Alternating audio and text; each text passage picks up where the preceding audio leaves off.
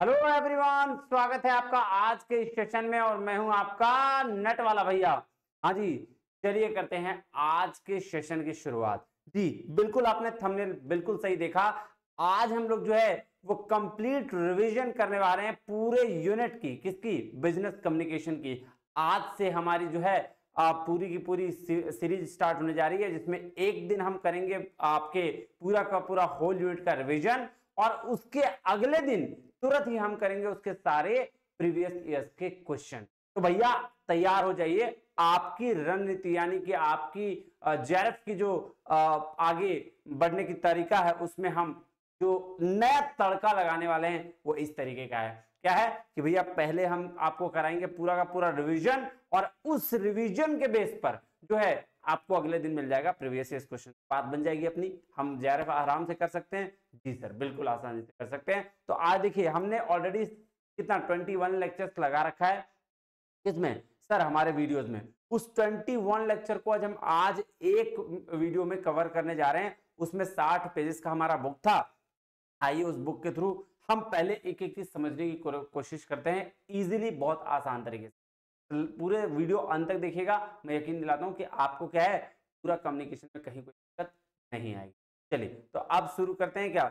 अब शुरू करते हैं अपनी रिवीजन, है ना। चलिए बैठे रहिए आराम से और हम चलते हैं अपने बुक की ओर। देखिएगा जी, और इसके साथ क्या करना है, आपको नेट वाला भैया का टेलीग्राम चैनल ज्वाइन करना है, जहां पे हम सारा इंफॉर्मेशन नोट्स देते रहते हैं। बस इतना ही आपको काम करना है। ये देखिए, आज हम जो काम करने वाले हैं उसका जो रिवीजन करने वाले हैं, पूरा पूरा क्या करेंगे।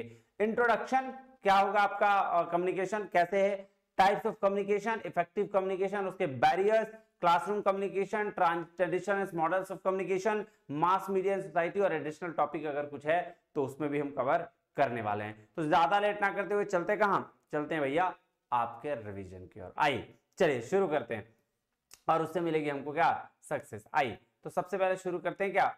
Introduction and meaning of communication. देखिए, बात अगर हम कम्युनिकेशन की करें, किसको कहते हैं कम्युनिकेशन? सोचिएगा जरा। सर सिंपल सी तो बात है कि हमारे दिमाग से ना बहुत सारे निकलते हैं थॉट्स, आइडियाज निकलते हैं, बहुत सारे विचार निकलते हैं। तो उन विचारों को शेयर करना किसके साथ? सामने वाले के साथ। और जब वो विचार सामने वाले को समझ में आ जाए, वो थॉट्स, वो शेयर, वो आइडियाज जब सामने वाले को समझ में आ जाए, तब हम कहते हैं कि कम्युनिकेशन क्या हो गया, हमारा कंप्लीट हो गया। ये कम्युनिकेशन का क्या मतलब हुआ कि जब मेरे विचार जो मैं कहना चाह रहा हूं, जो शेयर करना चाह रहा हूं, और वो सामने वाले तक पहुंच जाए उसी तरीके से जैसा मैं कहना चाह रहा हूं, तो भैया हम कहते हैं कि हमारा जो कम्युनिकेशन है वो कंप्लीट हो गया। इज इट क्लियर और नॉट? जी बिल्कुल। तो इसीलिए कहा गया क्या, अब सर कम्युनिकेशन आई कहां से है? आइए देखिए, कह रहा था वर्ड कम्युनिकेशन कहां से आया है? किससे? कम्युनिकेशन, कम्युनिकेयर और कम्युनिज। क्या बोल रहा है? The origin of the word communicare कहां से है? कम्युनिकेयर या कम्युनिज, जिसका मतलब होता है इंपार्ट करना, पार्टिसिपेट करना, शेयर करना या कॉमन बनना। ठीक है, तो ये आपका क्या मतलब हो गया? कम्युनिकेशन का मतलब यही हो गया। कह रहा है कि हम लोग 70% से ज्यादा टाइम जो है वो अपनी स्पेंडिंग जो करते हैं वो मैसेज को टाइप और सेंड करने में करते हैं। मतलब कम्युनिकेट करते हैं हम 70% से ज्यादा समय कम्युनिकेट करने में लगाते हैं। तो ये बात बिल्कुल सही है। देखो, आप देखो क्या बोला, communication can be broadly defined exchange of ideas. मतलब मेरे को कुछ समझ में आया, मैंने किसी और शेयर किया, उसको वो चीज समझ में आ गया, कंप्लीट हो गया कम्युनिकेशन। यही सब कह रहा है। तो क्या कह रहा है? In short, communication is the process of passing ideas, views, fact, information and understanding one person to another. एक पर्सन से दूसरे पर्सन के बीच में आइडियाज को पास करना, व्यूज देना, फैक्ट्स, इंफॉर्मेशन को शेयर करना और उसको वो बात समझ में आ जाना। ये बात ध्यान समझिएगा। दैट इज कॉल्ड क्या सर? कम्युनिकेशन। इसको बोलते हैं कम्युनिकेशन। आइए देखिए क्या बोल रहा है कि ये देखिए, this process is necessary for the making subordinates stand with what the management aspects from them. तो ये बोल रहा है, देखिए क्योंकि बिजनेस कम्युनिकेशन है तो मैनेजमेंट की बात आएगी कि भैया मैनेजमेंट और सबऑर्डिनेट एक दूसरे की बात को समझ पा रहे हैं या नहीं पा रहे हैं। तो इसीलिए ये कह रहा है कि ये प्रोसेस इसलिए नेसेसरी है कि भैया मैनेजमेंट समझ पाए कि क्या एक्सपेक्ट करते हैं एम्प्लॉय मैनेजमेंट से। इसीलिए इसको बिजनेस कम्युनिकेशन से कोरिलेट किया गया है। कह रहा है कम्युनिकेशन कभी भी बिना दो पार्टीज के अलावा पॉसिबल नहीं हो सकती, है ना। आप कहेंगे सर आप तो सिंगल है, आप कैसे बोल रहे हैं? आप तो खुद ही बोल रहे हैं। तो भैया हम बोल रहे हैं, आप सुन भी तो रहे हो। आप सुन रहे हो तो रिप्लाई भी तो करोगे कमेंट्स के through, that is a part of, दो पार्टी हो गए ना जी सर। हालांकि इस टाइप के कम्युनिकेशन को क्या कहते हैं हम लोग आगे पढ़ेंगे, टेंशन लेने की जरूरत नहीं है। चलिए उसके बाद क्या कुछ डेफिनेशन दिए गए, Keith Revis, John Adair, William New Charles का। मैं एक डेफिनेशन पढ़ता हूं, उसके बाद फिर आप शुरू करेंगे। चलिए मैं किथ रेविस का ही डेफिनेशन पढ़ता हूं। कह रहा है communication is a process of passing information and understanding from one person to another. एक पर्सन से दूसरे पर्सन के बीच में कम्युनिकेशन क्या हुआ कि भैया पास करना, दैट्स इट। चलिए उसके बाद आगे बढ़ते हैं। अब देखिए कम्युनिकेशन का प्रोसेस से सवाल पूछा जाता है। बेसिकली कैसा सवाल होता है, सवाल होता है कि भैया इसको कर देगा ऊपर नीचे और बोलेगा कि भैया इसको सही तरीके से सजा के बताओ कि कम्युनिकेशन का प्रोसेस क्या है ना जी। तो अब क्या करना है, हाँ तो अब क्या करना है कि इसको देखना है। सबसे पहले क्या होता है सेंडर। सेंडर कौन होता है भैया, सेंडर जो मैसेज भेजने वाला, नहीं भेजने वाला सबसे पहले सेंडर, सेंड है ना। तो उसके बाद मैसेज, भैया मैसेज जो आपको जिस थॉट्स को आपको शेयर करना पड़ता है वो मैसेज। इनकोड मतलब सर इनकोडिंग बोलते हैं जब उस थॉट को हम शेयर कर रहे होते हैं किस तरीके से टाइप करके, है ना, मैसेज भेजना टाइप कर रहे हैं तो दैट इज इनकोडिंग। ये बोलना है, इसको हम शेयर कर रहे हैं, क्या होता है सर इनकोडिंग। फिर चैनल कहा जाता है किस मीडियम के थ्रू आप कर रहे हैं, दैट इज कॉल्ड मीडियम। उसके बाद वही चीज रिसीव करता है, डिकोड होता है और फिर आपको क्या मिल जाता है, फीडबैक मिल जाता है। तो ये क्या है, एक प्रोसेस है कम्युनिकेशन का कि भैया हम कैसे कैसे कर रहे हैं। जैसे मैं आप तक बात पहुंचाना चाह रहा हूं, ठीक है, मैं सेंडर, मैं बात बोल रहा हूं, आप तक मैसेज पहुंच रहा है, आप देख लोगे, दैट इज कॉल्ड मैसेज। फिर इनकोडिंग और किसके थ्रू सर, यूट्यूब के थ्रू। फिर यूट्यूब के थ्रू क्या मिलेगा, आप रिसीव करोगे तो रिसीवर। फिर उसके बाद वो क्या होगा, डिकोड होकर आप तक पहुंचेगा, दैट इज डिकोडिंग। और लास्ट में आप क्या करोगे, कमेंट्स के थ्रू मुझे फीडबैक दे दोगे, दैट्स इट। ये हो गया क्या, कम्युनिकेशन प्रोसेस। अब देखो ठीक है, इसको टेंशन लेने की जरूरत नहीं, सेम चीज वही है, वो टोटल का टोटल। अब आ जाइए बात करते हैं characteristics of communication, very very important, क्योंकि इससे सवाल बेसिकली पूछे जाते हैं। क्या है कैरेक्टरिस्टिक्स ऑफ कम्युनिकेशन। सर देखिए कैरेक्टरिस्टिक्स क्या होता है ना, उसके काम है ना, विशेषताएं कम्युनिकेशन की क्या क्या विशेषताएं हैं। तो अगर हम बात करें कि कम्युनिकेशन के बारे में तो क्या कह रहा है, कम्युनिकेशन इज कंटिन्यूअस। बिल्कुल सही बात है, क्योंकि ये स्टैटिक तो नहीं है, अब एक जगह बैठा हुआ है भाई, कहीं भी किसी भी सिचुएशन में कभी भी किसी भी तरीके से बोलना पड़ेगा, लिखना पड़ेगा, उठना पड़ेगा, बैठना पड़ेगा। अलग अलग तरीके से हम क्या करते हैं, कम्युनिकेशन को रिप्रेजेंट करते हैं, कभी जेस्चर्स के थ्रू, कभी पोस्चर्स के थ्रू, कभी हम ऐसे भी कर देते हैं तो कम्युनिकेट हो जाता है ना, ये सीधा वाला, ऑल द बेस्ट, उल्टा वाला नहीं, ठीक है। बाकी इसी तरह से तो कम्युनिकेशन क्या कॉन्टिन्यूअस प्रोसेस है, स्टैटिक नहीं है, डायनेमिक प्रोसेस है ना जी। उसके बाद कह रहा है कम्युनिकेशन इज ऑल परवेसिव। देखो ऑल परवेसिव यहां कहने का मतलब हुआ कि हर लेवल पे है, middle level, lower level, upper level, sub level पे है। ये किसमें, मैनेजमेंट के लिए बात कर रहा है, बिजनेस कम्युनिकेशन की बात कर रहा है कि वो हर लेवल पे होता है। अपने वर्कर्स लोग भी बात करते हैं, मैनेजर्स लोग भी बात करते हैं, और अपर वाले लोग जो है वो भी अपने में बात करते हैं या ऊपर नीचे बात करते हैं। इसीलिए बोलता है कम्युनिकेशन इज ऑल क्या है, परवेसिव, हर लेवल पे। देखो lower level produce provide information to the middle level, lower level से इंफॉर्मेशन मिडिल लेवल तक जाता है, और मिडिल लेवल फिर प्रोवाइड किसको करते हैं, मैनेजमेंट को करते हैं, सबसे अपर लेवल को, नहीं जी। और उसके बाद जो है वहां उस बेसिस पर डिसीजन होता है, फिर रिटर्न किसके पास आता है, फिर रिटर्न इन्हीं लोगों के पास आता है, लोअर लेवल के पास। कह रहा है effective communication is a two way process, 110%। जब भी इफेक्टिव कम्युनिकेशन की बात होगी तो दोनों प्रोसेस की बात होगी, कि ऐसा नहीं कि मैं बोले जा रहा हूं और सामने वाला समझ नहीं रहा है।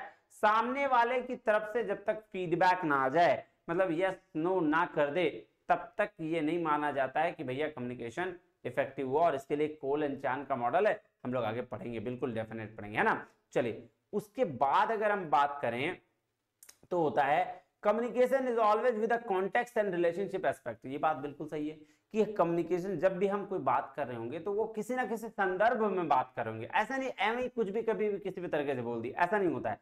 कम्युनिकेशन हमेशा, जैसे अभी मैं आपको पढ़ा रहा हूं, किस पर्पस से सर, नेट पास करना, जेआरएफ करना, इस पर्पस से। रिलेशनशिप एक्सपेक्ट, टीचर स्टूडेंट का रिलेशनशिप है कि नहीं है जी। तो हर जो कम्युनिकेशन होता है वो एक रिलेशनशिप के एस्पेक्ट भी होता है और कॉन्टेक्स्ट भी होता है। देखिए क्या कह रहा है, कह रहा both in terms of what you से, जो आप कहते हैं, हाउ यू से, कैसे कहते हैं, the matter, same message can be communicated authoritatively और politely, for example while asking a glass of water. देखिए जी ये सिंपल बोल रहा है कि भैया एक मैसेज को ना कई तरीके से कहा जा सकता है, कि आप कैसे कहते हैं ये आप पे डिपेंड करता है। एक ही मैसेज को थोड़ा ऑर्डर देके भी, दम से भी कहा जा सकता है, और उसको थोड़ा सा पोलाइटली भी कहा जाता है। जैसे अगर हम किसी को एक ग्लास मांगते हैं पानी का कि भैया एक ग्लास लो, तो हम कह सकते हैं please bring a glass of water for me, मेरे लिए एक बार ग्लास पानी लेके आइए, ठीक है। दूसरा give me a glass of water, जोर से लगाना, give me a glass of water. फिर उसी कहते हैं can I have a glass of water, क्या मुझे एक ग्लास पानी मिल सकती है, तो इसको प्यार है। Could you please give me a glass of water, क्या आप मुझे दे पाएंगे या दे सकेंगे। तो ये हर मैसेज, हर सब पानी मांग रहा है ग्लास, लेकिन सबके कहने का तरीका अलग है। सो वही कह रहा है रिलेशनशिप एस्पेक्ट भी ध्यान देना होता है, और क्या किस कॉन्टेक्स्ट में कहा जा रहा है ये भी ध्यान देना होता है। कॉन्टेक्स्ट का मतलब होता है संदर्भ, ठीक है। अभी तो कॉन्टेक्स्ट ऑफ कम्युनिकेशन हम लोग पूरा का पूरा पढ़ेंगे, तो टेंशन लेने वाली भी कोई बात नहीं है। आइए, कह रहा है communication exchange are based on symmetry and complementary. अब देखिए कम्युनिकेशन जो है ना एक्सचेंज होता है सिमेट्री लेवल पे भी और कॉम्प्लीमेंट्री लेवल पे। क्या मतलब हुआ, सिमेट्री लेवल मतलब होता है सेम लेवल पे कम्युनिकेशन हो। जैसे अगर एक नेट पढ़ने वाला, यूजीसी नेट पढ़ने वाला दूसरे यूजीसी नेट पढ़ने वाले से अगर आपको क्या कर रहा है भाई साहब, डील कर रहा है, बातें कर रहा है, तो फिर उनको दिक्कत नहीं होगी, वो बहुत अच्छा कम्युनिकेट करेगा। लेकिन अगर एक बैंकिंग वाला और यूजीसी नेट वाला कम्युनिकेट करे तो उसको कॉम्प्लीमेंट्री बोलते हैं, क्योंकि हो सकता है वो यूजीसी नेट का प्रिपरेशन कर रहा है और बैंकिंग का भी, ठीक है ना, तो इसीलिए वो दोनों से कम्युनिकेट कर रहा है। तो जो चीज अगर डिफरेंट डिफरेंट सब्जेक्ट्स के लिए कहा गया वो उसको बोलते हैं कॉम्प्लीमेंट्री, और जो चीज सेम सब्जेक्ट्स के लिए कहा गया उसको बोलते हैं सिमेट्री। जैसे अगर दो मैथमेटिक्स के प्रिपरेशन करते हुए बच्चे हैं तो वो दोनों बेटर कम्युनिकेशन कर पाएंगे, दोनों अच्छी की बॉन्डिंग होगी। लेकिन एक बच्चा जो मैथ्स प्रिपरेशन कर रहा है और उसमें तेज है, और दूसरा जो बच्चा इंग्लिश में क्या है तेज है, तो दोनों के भी कम्युनिकेशन अच्छी होगी। कैसे, क्योंकि इंग्लिश वाला मैथ को अच्छा समझा देगा, मैथ वाला इंग्लिश को अच्छा समझा देगा, सॉरी मैथ वाला इंग्लिश मैथ जिसका कमजोर है उसको अच्छे से समझा देगा, और जो इंग्लिश वाला तेज है वो इंग्लिश जिसका कमजोर है उसको अच्छे से समझा देगा। तो कॉम्प्लीमेंट्री तरीके से भी कम्युनिकेशन होती है और सिमेट्री तरीके से भी होती है, दोनों इंपैक्टफुल है। बात समझ में आई जी सर? सिमेट्री मतलब सेम लेवल और कॉम्प्लीमेंट्री मतलब डिफरेंट लेवल। चलो क्या कह रहा है, कॉमन लैंग्वेज होनी चाहिए, ये बात बिल्कुल सही है। अरे भाई साहब अगर आप कम्युनिकेट कर रहे हो, मुझे आती है हिंदी, आपको आती है बांग्ला, किसी को आती है उर्दू, तो भाई साहब कैसे कम्युनिकेशन होगी? ऑडियंस सेम, कम्युनिकेशन भी सेम, तो लैंग्वेज भी सेम होना चाहिए, नहीं तो फिर आप अच्छे तरीके से आप क्या बोलते हैं कनेक्ट नहीं कर पाओगे ऑडियंस के साथ। इज इट क्लियर और नॉट? जी सर। उसके बाद कह रहा है meeting of mind is necessary, मतलब कि भैया जो ऑडियंस चाहती है उसी को बताना चाहिए। ऐसा नहीं कि दोनों का माइंड नहीं मिल रहा है, अब वो बच्चे पढ़ना चाहते हैं कुछ और, मैं पढ़ा रहा हूँ कुछ और, पढ़े हुए ही नहीं। अभी एग्जाम के टाइम में मैं आपको बताने लगू राम कहानी है तो क्या बोलेंगे सर बकवास कर रहे हो गए, क्या मजाक करके रखे हो, तो ये बात है। तो मीटिंग ऑफ माइंड, दोनों का माइंड का मिलना बहुत जरूरी है, ठीक है। कह रहा message must have substance, substance मतलब जो भी रिसीवर है, जो सुनने वाला है, उसके इंटरेस्ट की बात करनी होगी। अगर हम उसके इंटरेस्ट की बात नहीं करेंगे वो आपको स्किप कर देगा। भाई साहब जमाना 2 सेकंड का है, रील्स देखते हैं ना, रील्स सेकंड भर में आप फोन क्या हो रहा है, स्किप हो रहे हैं। तो भाई साहब कहां से आपके 2-2 घंटे के लेक्चर देखेंगे? तो अगर आप उसके कॉन्टेक्स्ट की बात करोगे, आप उसके सब्सटेंस की बात करोगे तो वो आपको देखेंगे, नहीं तो फिर इग्नोर करेंगे। चलिए जैसे फॉर एग्जांपल कहता है कि अगर क्रिकेट फैन है तो ही आप क्रिकेट की बात उसके साथ कर सकते हो, अदरवाइज उसके साथ क्रिकेट की बात नहीं करना चाहिए, नहीं तो फिर छोड़ देना चाहिए। जो जिस चीज का फैन है उसके साथ बात करोगे मजा आएगा। जैसे अगर आप एजुकेशन के हैं तो आप एजुकेशन की बात आपको पढ़ने में मजा आएगा, लेकिन नालायक जो नहीं है उसको कोई मजा नहीं आएगा। बात समझ रहे हो जी? तो communication can be also conducted through gestures, ये बात बिल्कुल सही है। जेस्चर्स और पोस्चर्स में फर्क क्या? पोस्चर एक जैसा है, बैठ गया। जेस्चर्स होता है हैंड मूवमेंट करना, कभी पढ़ाना, कभी पेन के थ्रू बताना, कभी आई रोटेट करना, तो उसको जेस्चर्स बोला जाता है। और पोस्चर्स होता है कि एक जगह स्टेबल बैठ गए आप या एक जगह खड़े हो गए, जैसे ये मेरा पोस्चर है, ठीक है। जेस्चर क्या होगा सर? जेस्चर हाथ हिला के बता रहा हूँ, लिख के बता रहा हूँ, ये सारा जेस्चर्स है, तो जेस्चर्स के थ्रू भी होना चाहिए। कम्युनिकेशन इज डिफरेंट टाइप्स, बिल्कुल बात सही है। वो ऐसा नहीं कि कम्युनिकेशन सिर्फ एक ही तरह का होता है, भैया आप बोल रहे हैं नहीं। कम्युनिकेशन वर्बल भी होता है, नॉन वर्बल भी होता है, फॉर्मल भी होता है, इनफॉर्मल भी होता है। टाइप्स ऑफ कम्युनिकेशन का तो डिटेल में सेकंड चैप्टर तो टाइप्स ऑफ कम्युनिकेशन ही है, तो टेंशन लेने वाली कोई बात नहीं है। चलिए उसके बाद कह रहा है communication has always a context, ये देख ले कम्युनिकेशन का हमेशा क्या है, कोई ना कोई संदर्भ है। कह रहा है communication always takes place within a context, किसी ना संदर्भ में कम्युनिकेशन करा जाएगा। According to Bateson without context words are erection do not carry any meaning at all. तो बोल रहा है कि बिना कॉन्टेक्स्ट का, बिना संदर्भ का बात किया हुआ कोई मीनिंग नहीं बच पाता है, कोई मतलब नहीं बच पाता है। ऐसे ही बकबक किए जा रहा है सब कुछ, जो देखते हो अपने ग्रुप में भी बहुत सारे लोग होंगे जो ऐसे ही बकबक किए जा रहे होंगे। अब जो ऐसे बकबक किए जा रहे होंगे ना, उसको लोग वैल्यू नहीं देते हैं, बोलते हैं अरे क्या ये बकवास किए जा रहा है ना। तो ऐसी वाली बात हो जाती है, इसको बोलते हैं कम्युनिकेशन ऑलवेज ए कॉन्टेक्स्ट, है ना।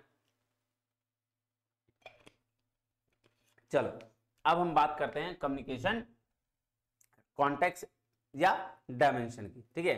अब देखो कम्युनिकेशन कॉन्टेक्स्ट डायमेंशन कहने का क्या मतलब है, देखो ना, हर चीज का मैंने क्या बोला कि एक संदर्भ होता है, एक डायमेंशन होता है, एक वक्त होता है, तो बात करने का, कम्युनिकेट करने का भी एक संदर्भ होना चाहिए ना। यूं ही फालतू में बकबक करने का कोई मतलब नहीं है। जैसे मैं आपको पढ़ा रहा हूं तो अभी समझा रहा हूं कि भैया कम्युनिकेशन में देखो, कम्युनिकेशन का की पढ़ाई कर रहे हैं, कम्युनिकेशन के बारे में, इसको बोलते हैं मेटा कम्युनिकेशन, ठीक है। तो ये एक नया वर्ड आ गया ना जी। तो उसी तरीके से कम्युनिकेशन कॉन्टेक्स्ट का क्या मतलब हुआ कि जब आप बात कर रहे हैं, जब कोई चीज कम्युनिकेट कर रहे हैं, तो उसका एक कॉन्टेक्स्ट होना चाहिए, एक संदर्भ होना चाहिए। नहीं, जैसे अगर हम बात करें कि किसी जगह पे मान लो ऑफिस में, तो वहां अलग तरीके से बात करते हैं, और मान लो कि किसी और जगह पे है, फॉर एग्जांपल मान लो कि मार्केट में है, तो वहां किसी और तरीके से बात करते हैं, है ना जी। तो आइए क्या बोल रहा है देखते हैं, फटाफट शुरू करते हैं, है ना। देखो, correct communication context is the environment और ecosystem in which exchange of idea take place. तो बोल रहा है कम्युनिकेशन कॉन्टेक्स्ट या एनवायरनमेंट है या इकोसिस्टम है, जहां हम आइडियाज जो होता है उसको क्या करते हैं, एक्सचेंज करते हैं, है ना जी। Context has a higher impact on the meaning of the message, बिल्कुल सही है। कोई भी मैसेज को कहने के लिए अगर कोई कॉन्टेक्स्ट अच्छा है तो आप उसका ज्यादा इंपैक्ट पड़ता है। जैसे एग्जाम्स के टाइम में मैं आपको रिवीजन करा रहा हूँ, इसका इंपैक्ट ज्यादा पड़ेगा, और एग्जाम के टाइम में अगर मैं भी क्लास लेना शुरू कर दूं तो वो इंपैक्ट कम पड़ेगा, लोग कम देखेंगे, है ना, ये वाली बात है।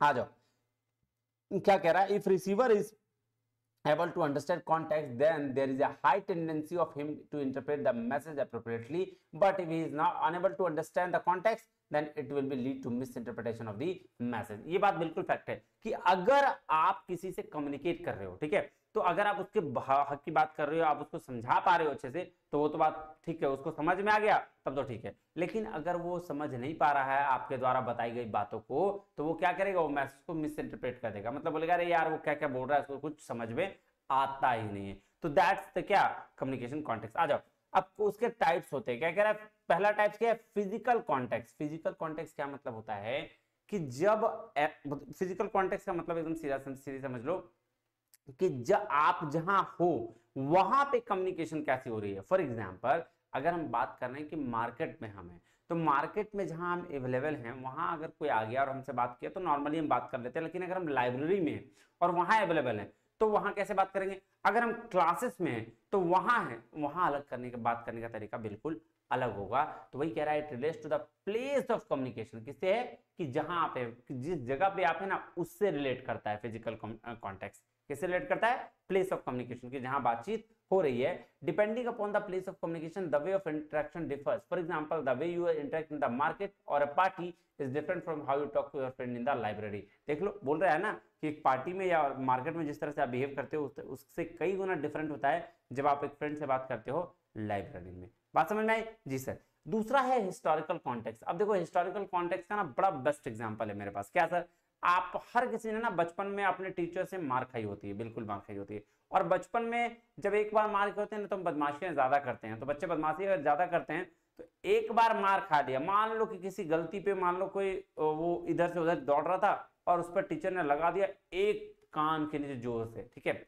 अब उस बच्चे को नेक्स्ट बार कभी दौड़ते हुए अगर देख लिया वो टीचर, और सिर्फ उसको अगर आंख उठा के देख लेगा ना, तो उसको तुरंत वो थप्पड़ याद आ जाएगा जो उसको टीचर ने लगाया था। That is called historical context, कि पास्ट के बेसिस पर जो हमें रिव्यू आ जाते हैं, ठीक है, कि भैया वो चीज वो हमारे साथ कुछ करने वाला है, और वो कम्युनिकेट हो जाता है कि भैया हाँ अच्छा वो अभी मैं दौड़ रहा हूं, वो मुझे पीटेगा। तो that is called historical context. बात समझ में आ रही है जी सर। चलिए उसके बाद अगर हम कहें सोशल कॉन्टेक्स्ट, देखो सोशल कॉन्टेक्स्ट होता है ना कि जब हम बात करते हैं कि सोचो फॉर एग्जांपल जब एक फादर ऑफिस भी जा रहा होता है, जी सर, ऑफिस में बॉस है वो, ठीक है, बिल्कुल, तो बॉस का एम्प्लॉइज के साथ का जो बिहेवियर होगा वही इंसान है ना, और वही इंसान जब घर में आएगा अपनी बेटी के साथ बात करेगा तो वो बच्चा बन जाता है। क्यों, that is called social context, कि भाई साहब जो समाज के बीच में रोल है, स्टेटस है, उस बेस पर हम क्या कर रहे हैं भाई साहब, उस संदर्भ में हमेशा हम कम्युनिकेट कर रहे हैं। देखो क्या कह रहा है, it is based on the different factors such as relation between the sender and the receiver. तो जो रिलेशन के बेस्ड पर कम्युनिकेशन होता है उसको बोलते हैं सोशल कॉन्टेक्स्ट। ठीक है, रिलेशन मतलब कोई भी रिलेशन हो सकता है, टीचर स्टूडेंट का रिलेशन हो सकता है, एम्प्लॉयर एम्प्लॉय का रिलेशन हो सकता है, फादर डॉटर का हो सकता है, बॉस और एम्प्लॉय का हो सकता है, तो किसी का भी रिलेशन हो सकता है। और वो हर रिलेशन जो है अलग अलग इंपैक्ट देके जाएगा, अलग कम्युनिकेशन होगा अलग अलग जगह पे। फादर डॉटर का अलग होगा, एम्प्लॉय और वर्कर्स का अलग होगा, सॉरी एम्प्लॉय और एम्प्लॉयर का अलग होगा। चलिए, उसके बाद है साइकोलॉजिकल कॉन्टेक्स्ट। अगर हम साइकोलॉजिकल कॉन्सेप्ट की बात करें ना तो वो माइंड से खेलता है। ठीक है, जैसे अगर हम बात करें साइकोलॉजिकल का तो कि फॉर एग्जांपल जैसे मान लो जब टीचर बड़ा खुश मूड मिजाज में रहेगा ना, एकदम अच्छा मूड में, तो वो आपको क्या करेगा, वो बहुत अच्छे तरीके से पढ़ाएगा। जब आपको कोई टीचर बहुत अच्छे मूड में रहा तो बहुत अच्छे तरीके से पढ़ाएगा, वो आपको प्रेज करेगा, वो आपको अप्रिशिएट करेगा। लेकिन अगर उसका मूड थोड़ा खराब रहा तो भैया थप्पड़ भी लगाएगा, पिटाई भी कर देता है। नहीं, टीचर वही है, इंसान वही है, लेकिन उसके मूड की वजह से साइकोलॉजिकल इफेक्ट है। हाँ जी, माइंड डिस्टर्ब की वजह से या मूड इफेक्ट की वजह से क्या हो रहा है सर, उसमें चेंजेस आ रहे हैं। That is called psychological context. ठीक है, टेम्पोरल कॉन्टेक्स्ट होता है टाइम फैक्टर को लेकर। टाइम फैक्टर मतलब कि आप किसी एक पर्टिकुलर टाइम में ही किसी तरह का भी कम्युनिकेशन कर सकते हैं। आप ऐसा कभी नहीं कर सकते हैं कि रात के 10 के बजे के बाद ऑफिस में फोन लगाइए बोले सर ये काम नहीं हो रहा है, नहीं कह सकते। ऑफिशियल टाइमिंग और नॉर्मली 10 से 6 होता है। अब किसी रेयर सेक्टर की बात नहीं कर रहा मैं, नॉर्मल ऑफिस टाइमिंग की बात कर रहा हूँ। तो वो हर चीज का, जैसे सुबह सुबह 5 बजे उठे और कोई बोला यो हनी सिंह हैं, रात को होगा हम हंगामा नहीं, तो यहाँ तो दिन कोई हो रहा है, सुबह सुबह हो रहा है, तब तो इरिटेटिंग होगी, अरे यार सो रहे हैं, सोने दो, डिस्टर्ब क्यों कर रहे हो। तो that is called temporal context, की टाइम के फैक्टर की बात करता है ये। जी समझ में आ गई जी सर। उसके बाद एक कल्चरल कॉन्टेक्स्ट। कल्चरल कॉन्टेक्स्ट की अगर हम बात करें तो वो कल्चर की बात करता है, कल्चर कैसे इम्पैक्टफुल रहेगा, है ना जी, जिसमें हमारे values, ethics, beliefs, morals, norms, ये सारी चीजें आ जाती है। बात समझ में आई जी सर। चलिए अब देखिए इसके शॉर्ट नोट्स हैं, फटाफट इसको नोट डाउन आप कर सकते हैं कि फिजिकल कॉन्टेक्स्ट जो है वेयर कम्युनिकेशन टेक्स प्लेस, जहां कम्युनिकेशन हो रहा है उस एनवायरनमेंट की बात करता है।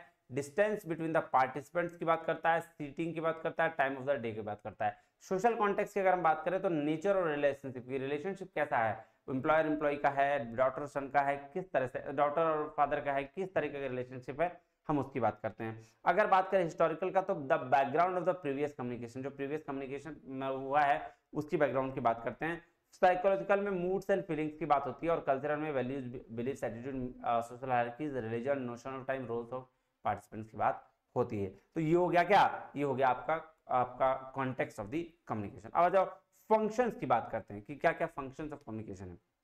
शुरू करें सर, शुरू करिए ना। कम्युनिकेशन क्या कहता है, फ्लो ऑफ नॉलेज है, एक पर्सन से दूसरे पर्सन की ओर जाएगा।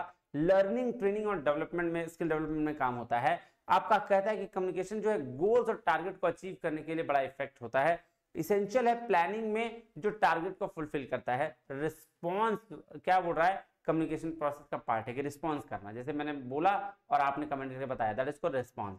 फीडबैक क्या करता है, क्वालिटी ऑफ मैसेज को बताता है कि भैया अगर आपका मैसेज अच्छा है, आपने डिलीवर अच्छा किया, तो उसका फीडबैक जरूर आएगा आपके पास। It also tells about the improvement required in communication, क्या क्या इंप्रूवमेंट की जरूरत है वो भी बताता है। ठीक है, इंपैरेटिव वे ऑफ शॉपिंग्स है ना, अंडरस्टैंडिंग इमोशंस को समझता है, डिजायर्स फीलिंग्स को समझता है, मोटिवेशन के लिए यूज हो सकता है, प्रिजर्विंग कल्चर को प्रिजर्व करने के लिए किया जा सकता है। It can improve deterioration situation, की सिचुएशन को डिटोरिएट करने के लिए किया जा सकता है ना।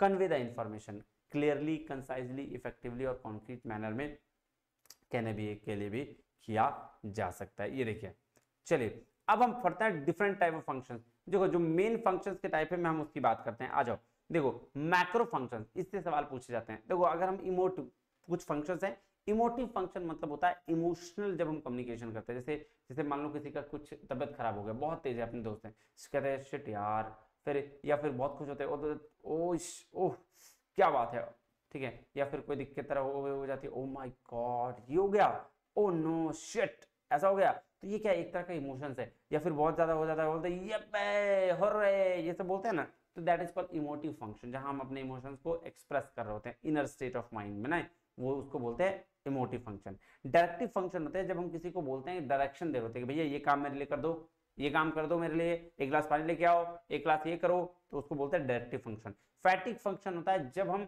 किसी भी कम्युनिकेशन में जब बातचीत की शुरुआत होती है ना, दैट इज कॉल्ड फैटिक फंक्शन, मतलब हाय हेलो वाला जो कम्युनिकेशन होता है उसको फैटिक फंक्शन कहा जाता है। उसके बाद है पियोटिक फंक्शन। पियोटिक फंक्शन मतलब कुछ लैंग्वेज के थ्रू इम्पैक्ट डालना, उस तरीके के फंक्शन को पियोटिक कहा जाता है। पियोटिक मतलब कवित्री, मतलब कविता के फॉर्म में उसको बोलते हैं, ठीक है। तो इस तरीके के फंक्शन को पियोटिक फंक्शन कहा जाता है। रिफरेंशियल फंक्शन मतलब ये होता है जब हम इंफॉर्मेशन को कन्वे करना चाहते हैं रेफर देके, है ना, किसी का रेफरेंस देके।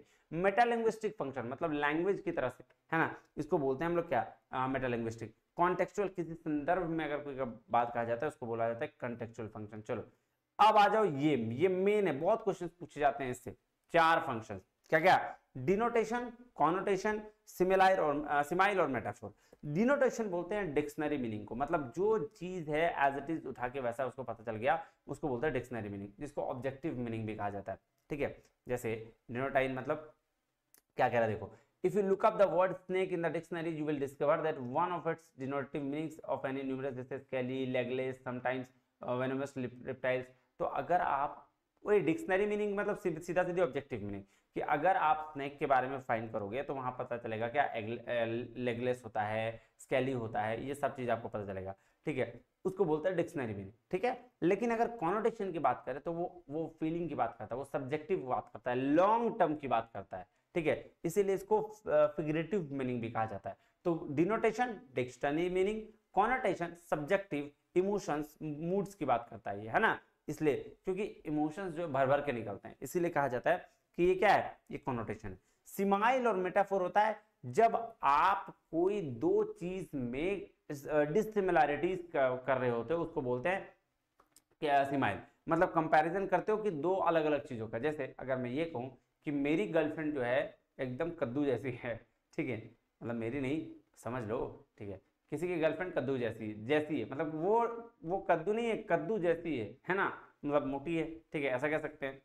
माफ करना, ऐसा इंटेंशनली किसी को नहीं है लेना है दिल पे, एग्जाम्पल है। या फिर चलो कोई ऐसा ही बोल दे रहा है कि मेरी गर्लफ्रेंड परी जैसी है, अब खुश, हाँ परी जैसी है, ठीक है। तो मेरी गर्लफ्रेंड क्या है, परी जैसी है। और कोई बोल रहा है मेरी गर्लफ्रेंड परी है, तो मेरी गर्लफ्रेंड परी है, दैट इज कॉल्ड मेटाफोर, जहां पे हम कोई कंपैरिजन नहीं कर रहे हैं, जो एग्जैक्ट है वही हम बोल रहे हैं, ठीक है। और जो सिमाइल होता है, दोनों में कंपेयर करके डिसिमिलैरिटीज खोल देना कि भैया मेरा बॉयफ्रेंड तरबूजे जैसा है, ठीक है, मेरा बॉयफ्रेंड तरबूजे जैसा है, या मेरा दोस्त चटनी जैसा है, कुछ भी, मतलब कोई कंपैरिजन नहीं है दोनों में, डिसिमिलर थिंग में, है ना, उसको बोलते हैं क्या, सिमाइल। और इसको बोलते हैं मेटाफोर। तो याद रखना कि अगर मेरा दोस्त तरबूजे जैसा है तो वो सिमाइल, दोनों का कोई कंपैरिजन नहीं है तरबूजा और दोस्त में। और अगर बोल रहा मेरा दोस्त क्या बोलते हैं तरबूजा ही है, तो मतलब वहां कंपैरिजन नहीं कर रहे, हालांकि दोनों में यहाँ भी कंपैरिजन नहीं है, ठीक है। लेकिन यहाँ पे समझ लो कि उसको उसके जैसा बोला गया, डिफरेंशिएट किया गया। और मेटाफोर में क्या है, कोई डिफरेंशिएशन नहीं है, मेटाफोर में सेम सेम बोल दिया गया कि वही चीज है वो, है ना। जैसे हम बोलते हैं ना नालायक है तुम लोग, ठीक है, और वैसे नालायक जैसे हो तुम लोग, दोनों में फर्क है ना जी। तो वही हाल है यहाँ पे, ठीक है। चलो अब चलते हैं शॉर्ट नोट्स में, आ जाओ। देखो शॉर्ट नोट्स क्या है, इमोटिव फंक्शन मतलब to communicate inner states of emotion, oh no. Directive function seeking to effect behaviour of others, जैसे close the door please, direction देना। फैटिक फंक्शन हेलो हाय वाला phase, है ना। पियोटिक फंक्शन एस्थेटिक फंक्शन बोलते हैं इसको, है ना, इसको दूसरा नाम क्या है, aesthetic function. Referential function to carry information को कैरी करने के लिए। मेटालिंग्विस्टिक मतलब focusing attention on the code itself, the use of both shall will in the modern language. तो मतलब मेटालिंग्विस्टिक मतलब लैंग्वेज की बात कर रहा है कि मॉडर्न तरीके से में विल और शैल दोनों का यूज हम कर सकते हैं, कोई दिक्कत नहीं है। कॉन्टेक्सुअल मतलब किसी संदर्भ में, create a particular kind of context, मतलब किसी पर्टिकुलर संदर्भ में बात कर रहा है, right. Let's start the meeting now, ऐसा बोलते हैं ना जी। डिनोटेशन को बोलते हैं डिक्शनरी मीनिंग, ऑब्जेक्टिव या लिटरल मीनिंग। कॉनोटेशन को बोला जाता है इमोशंस, फीलिंग्स या सब्जेक्टिव या फिगरेटिव मीनिंग। सिमाइल मतलब कंपैरिजन बिटवीन डिसिमिलर थिंग, जैसे Ram is like a god, Ram क्या है, भगवान जैसे हैं। तो यहां राम बात कर रहे किया गया किसका, कोई लड़के का, तो कोई लड़का को बोल दिया राम भगवान, Ram is like a God, भगवान जैसे। और दूसरा बोला गया नो कंपैरिजन, मेटाफोर, इसको बोलते हैं राम इज गॉड, राम क्या है, भगवान है, राम ऑलरेडी भगवान है ना, तो इसीलिए बोला गया राम क्या है, भगवान है। और दूसरा बोला गया Ram is like a God, मतलब राम एक लड़का है जो भगवान जैसा है। बात समझ रहे हो जी, तो इसी को बोलते हैं। चलो उसके बाद चलते हैं टाइप्स ऑफ कम्युनिकेशन में। ये लो पहला चैप्टर अपना कंप्लीट हो गया। 30 सेकंड का ब्रेक, 30 सेकंड में मैं पानी पी लेता हूँ, थोड़ा सा मजा भी आएगा, है ना।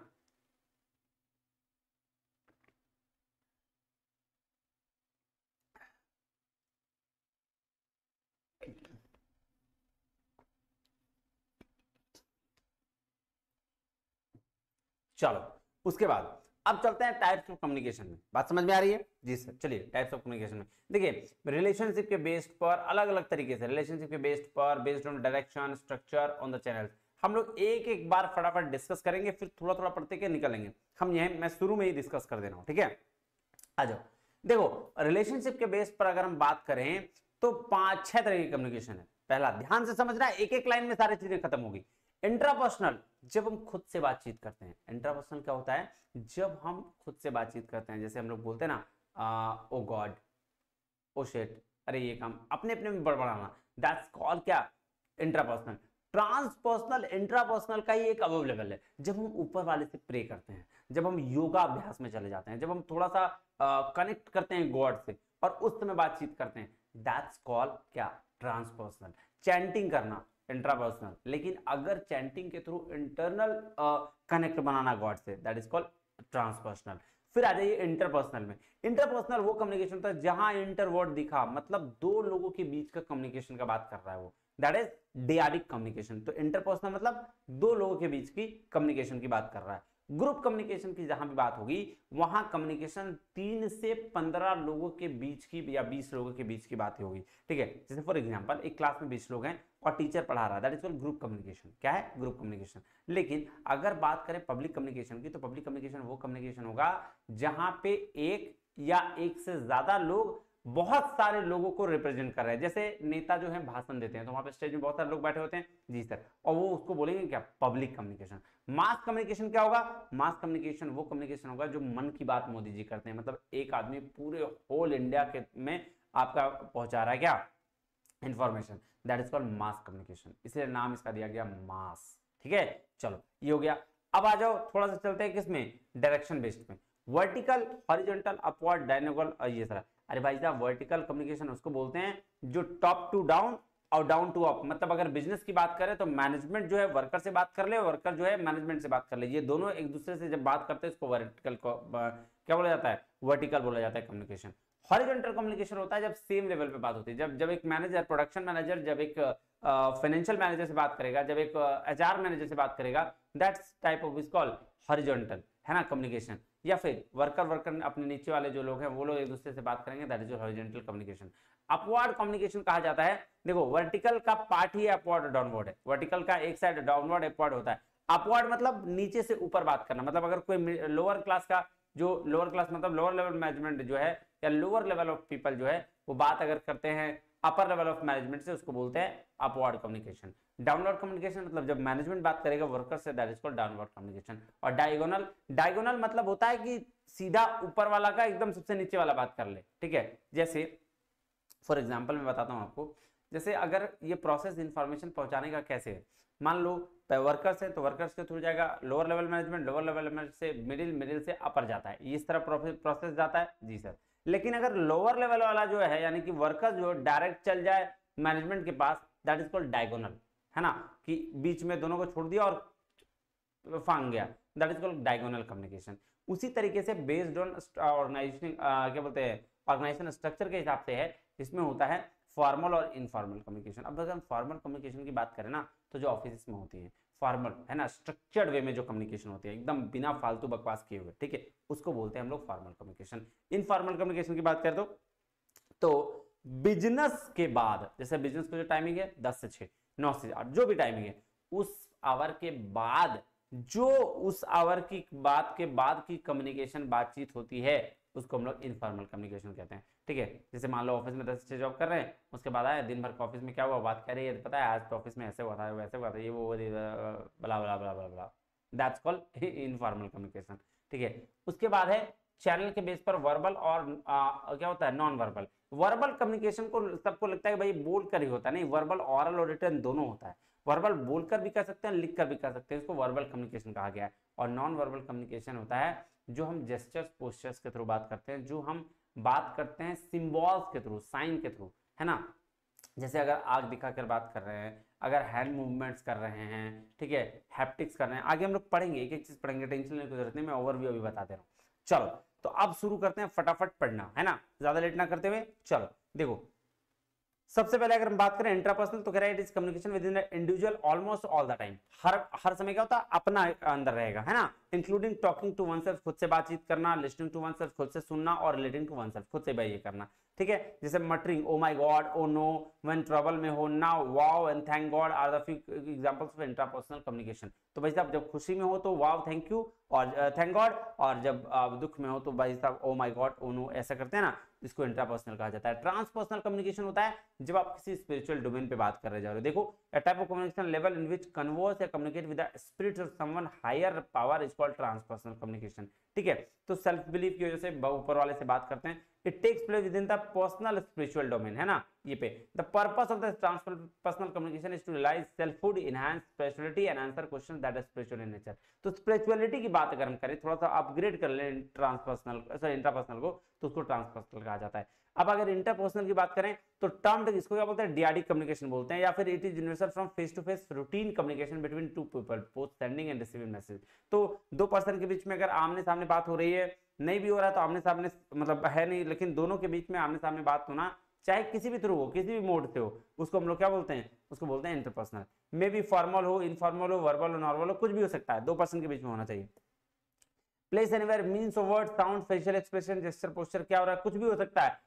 दो आदमी के बीच में किसी तरीके से कोई भी चीज हो जाए, कोई भी बात हो जाए, मतलब अगर वो इशारा दिखा दिया तो समझ जाए, अगर बोल दिया तो समझ जाए, लिख के बता दिया समझ जाए, दो इंसान के बीच में कुछ भी हो, किसी भी तरीके की बातचीत हो, कहीं तरीके से, सब इंटरपर्सनल में आता है। चलो, ग्रुप कम्युनिकेशन क्या बोलते हैं, ध्यान दो क्या कह रहा है, ये देखो ध्यान से कह रहा है, all kind of we consequently live in groups, all kind of groups, the size of group can vary but they typically comprise at least 3 members up to 20 members। तो 3 मेंबर्स से 20 मेंबर्स के बीच में अगर आप बातचीत कर रहे हैं, कोई भी तरीके से इंफॉर्मेशन शेयर कर रहे हैं, ये शेयर कर रहे हैं, तो उसको क्या कहा जाता है, उसको ग्रुप कम्युनिकेशन कहा जाता है। आइए उसके बाद चलते हैं, हाँ, पब्लिक कम्युनिकेशन। पब्लिक कम्युनिकेशन क्या होता है, जो पब्लिक कम्युनिकेशन, उस कम्युनिकेशन कहते हैं जब आप इन्वॉल्व रहते हैं क्या बोलते हैं, पब्लिक के साथ में। जैसे public communication happens when individual and groups engage in the dialogue in the public sphere in order to deliver a message to specific audience. तो क्या बोले, पब्लिक के साथ मतलब स्पेसिफिक ऑडियंस के साथ अभी एंगेज रहते हैं। वो वाला बताया ना नेता वाला, बहुत सारे लोग स्टेज में रहते हैं, भाषण दे रहते हैं, और बहुत सारा अभी जो इलेक्शन आने वाला है तो वहां पे भाषण होगा, दैट्स कॉल्ड पब्लिक कम्युनिकेशन। और मास कम्युनिकेशन होता है जब हम बात करते हैं किसी इंडिविजुअल या बहुत सारे लोगों को बहुत सारी ऑडियंस तक थ्रू मास मीडिया पहुंचाने का। कैसे, मास मीडिया। कह रहा mass communication is the process exchanging information through the mass media to large segment of the population. जो सबसे लार्ज सेगमेंट है वहां तक पहुंचाना, इसको मास कम्युनिकेशन कहा जाता है। शॉर्ट नोट्स है, फटाफट देखिए। आइए देखिए, intrapersonal communication is communication oneself and occurs only inside in our heads, खुद के दिमाग में आना है। ट्रांसपर्सनल मतलब communication is selfhood, enhance spirituality, answer the question that are spiritual in nature. Interpersonal क्या होता है, communication between the people those lives mutually influence another and typically occurs in dyads which means in pair, जो pair में होता है interpersonal.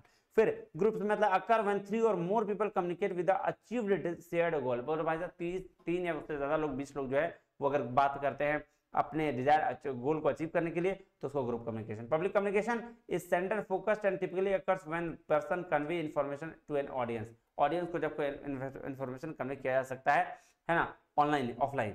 Mass communication हो गया कि भैया जब आप लार्ज ऑडियंस को प्रिंट मीडिया या इलेक्ट्रॉनिक मीडिया के तहत आप इंफॉर्मेशन शेयर कर रहे हैं, ठीक है, तो इसको बोलेंगे मास कम्युनिकेशन। अब आ जाओ basis of direction. Vertical communication देख लो, वर्टिकल कम्युनिकेशन बोलते हैं इसको डाउन टू अप और अप टू डाउन। ये देख लो, vertical communication is communication that flows both down the organization and up and down the organization. देख रहे हो जी सर, तो ये बोलते हैं। हॉरिजॉन्टल कम्युनिकेशन क्या होता है, communication is information share between the peers, जो आपके साथ होते हैं ना उसके बीच में शेयर किया जाता है, ठीक है। तो इसको लैटरल कम्युनिकेशन भी कहा जाता है, also called lateral communication of the क्या बोल रहा है, lateral communication is the practice of sharing information between employees and departments and unit with the same level of organization। same level पे बात करी जाती है, ये तो मैंने पहले बात बताया। उसके बाद है अपवर्ड कम्युनिकेशन। अपवर्ड मतलब ऊपर की ओर, नीचे से ऊपर, लोअर लेवल एम्प्लॉय से to the upper level employ. देख लो, लोअर लेवल एम्प्लॉय से अपर लेवल एम्प्लॉय तक बातचीत। उसके बाद डाउनवर्ड, यहाँ जस्ट अपोजिट है कि communication flow manager to down chain of command, मतलब नीचे मैनेजर से नीचे तक इंफॉर्मेशन आप फॉरवर्ड करना, that is called downward communication. Diagonal होता है जब all direction cuts across function and level of manager, बोला कहीं भी कोई भी किसी से बात कर रहा है, डायगोनल कम्युनिकेशन। ठीक है, चलो classification on the basis of structure and purpose. Formal communication देखो क्या कह रहा है, कह रहा है the generally associated with the flow of information across the organisation chain of command. और क्या है, ऑर्गेनाइजेशन चेन ऑफ कमांड के तहत होता है, मतलब ऑर्गेनाइजेशन में जो बातें होती है ना किसी भी ऑफिशियल ऑफिस में, उसको बोलते हैं। जैसे मार्केटिंग मैनेजर जो है सेंड करता है इन्विटेशन सारे डिस्ट्रीब्यूटर्स को कि भैया नया प्रोडक्ट आ गया है, आप इसको लॉन्च करते हुए दिखिएगा और इसको मार्केट में रखिएगा।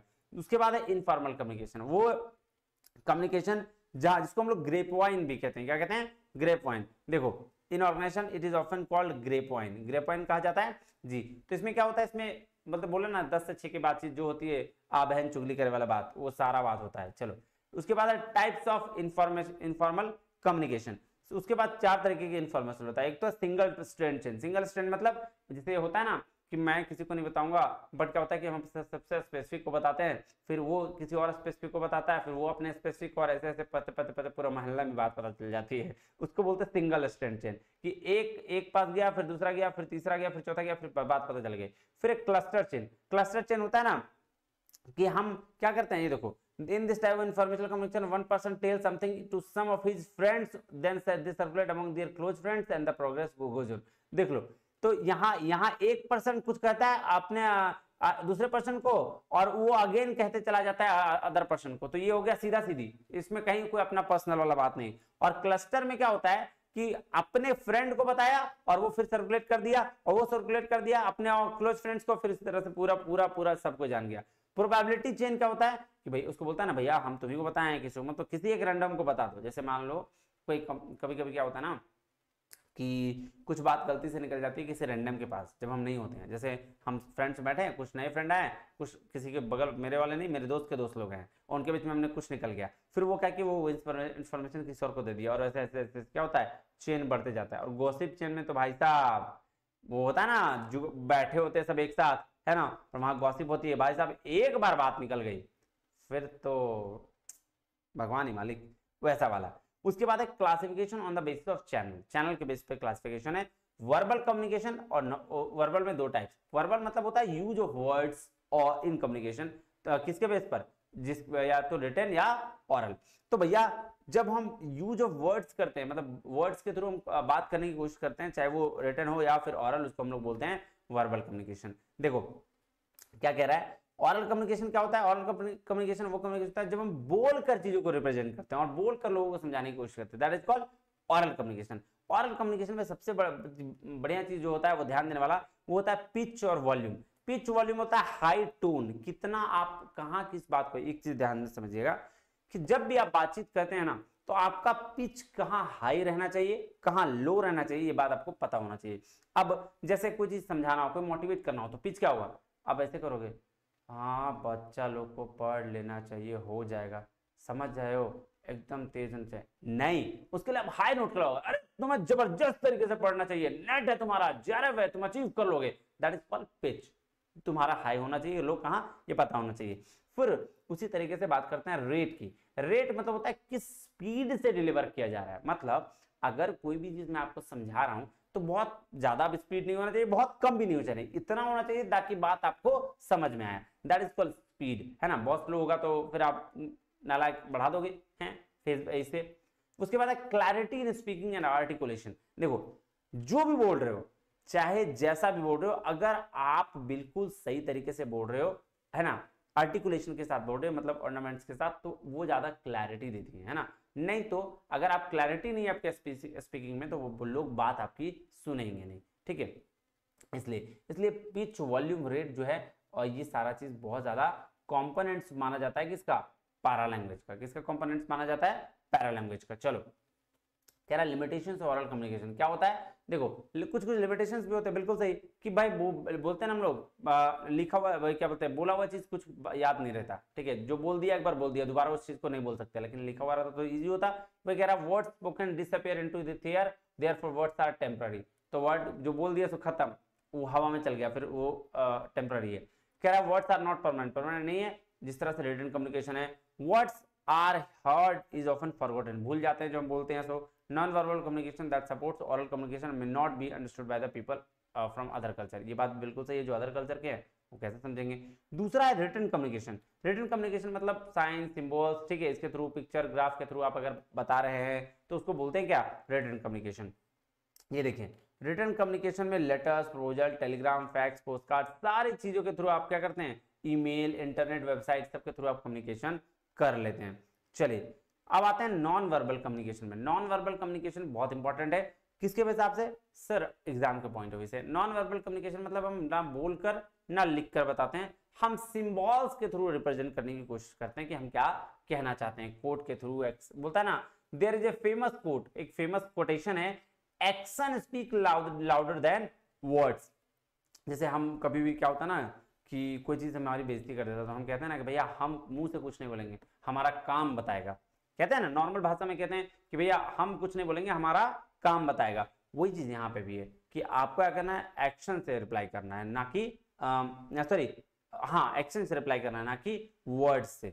सो पहला क्या बोल रहा है, non verbal communication has the following 3 elements. क्या क्या 3 एलिमेंट है, अपीयरेंस, अपीयरेंस मतलब होता है कि आप कैसे पहन रहे हैं, मतलब सारा आप आपकी सराउंडिंग कैसी है, आपका क्लोथिंग कैसा है, आपका हेयर स्टाइल कैसा है, आपका हिटनेस कैसा है, आप कैसा हिट करते हैं बात को, वो सारा चीज कंसीडर किया जा रहा है, ठीक है। और किस एम्बियंस में आप हैं, ये सारा चीज में कंसीडर किया जाता है। It includes room lighting, decoration, furnishing, सारी चीजें। उसके बाद बॉडी लैंग्वेज की बात आती है कि फेशियल एक्सप्रेशन कैसा है, अब आप हमेशा ऐसे तो नहीं कर रहे हैं, आप हमेशा ऐसे तो नहीं कर रहे हैं, स्माइलिंग फेस के साथ आप पढ़ा रहे कि नहीं, ये इंपॉर्टेंट रखता है। उसके बाद साउंड, साउंड से includes voice, tone, volume, speech rate, ये सारा चीज, ठीक है। चलो अगर हम बात करें कि नॉन वर्बल कम्युनिकेशन को डिवाइड किया गया 2 कैटेगरीज में, स्टैटिक फीचर्स, और इसको नॉन वर्बल कम्युनिकेशन का डिस्टेंस कहते हैं, sorry static features for non verbal communication distance के लिए, और डायनेमिक फीचर्स, 2 फीचर्स है। तो भैया स्टैटिक फीचर में ओरिएंटेशन, पोस्चर और फिजिकल कांटेक्ट की बात होती है, और डायनेमिक फीचर में फेशियल एक्सप्रेशन, जेस्चर्स और लुकिंग की बात होती है। ये बात में आपको समझ आना चाहिए, बेसिक चीज है, कुछ है नहीं। अब जो चीज आ रही है ना, वेरी वेरी इंपॉर्टेंट है, ये बात बहुत एग्जाम में पूछा जाता है। नॉन वर्बल कम्युनिकेशन को कैटेगराइज कितने टाइप्स में किया गया है, तो types of non verbal communication, आइए उसकी शुरुआत करते हैं। 1 मिनट,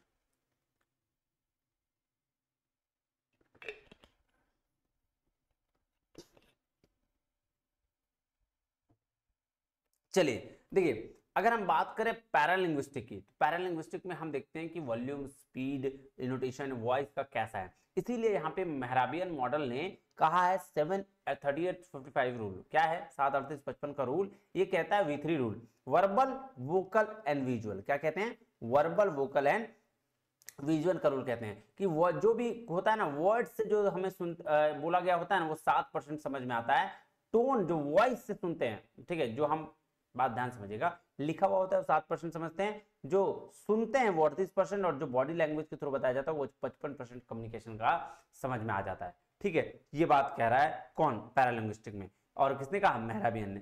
काइनेसिक्स होता है बॉडी मूवमेंट्स, कि भैया आपका जो बॉडी मूवमेंट है वो कैसे हो। काइनेसिक्स मतलब बॉडी मूवमेंट्स, जैसे फेशियल एक्सप्रेशन होता है, बॉडी लैंग्वेज होता है, उसको बोलते हैं।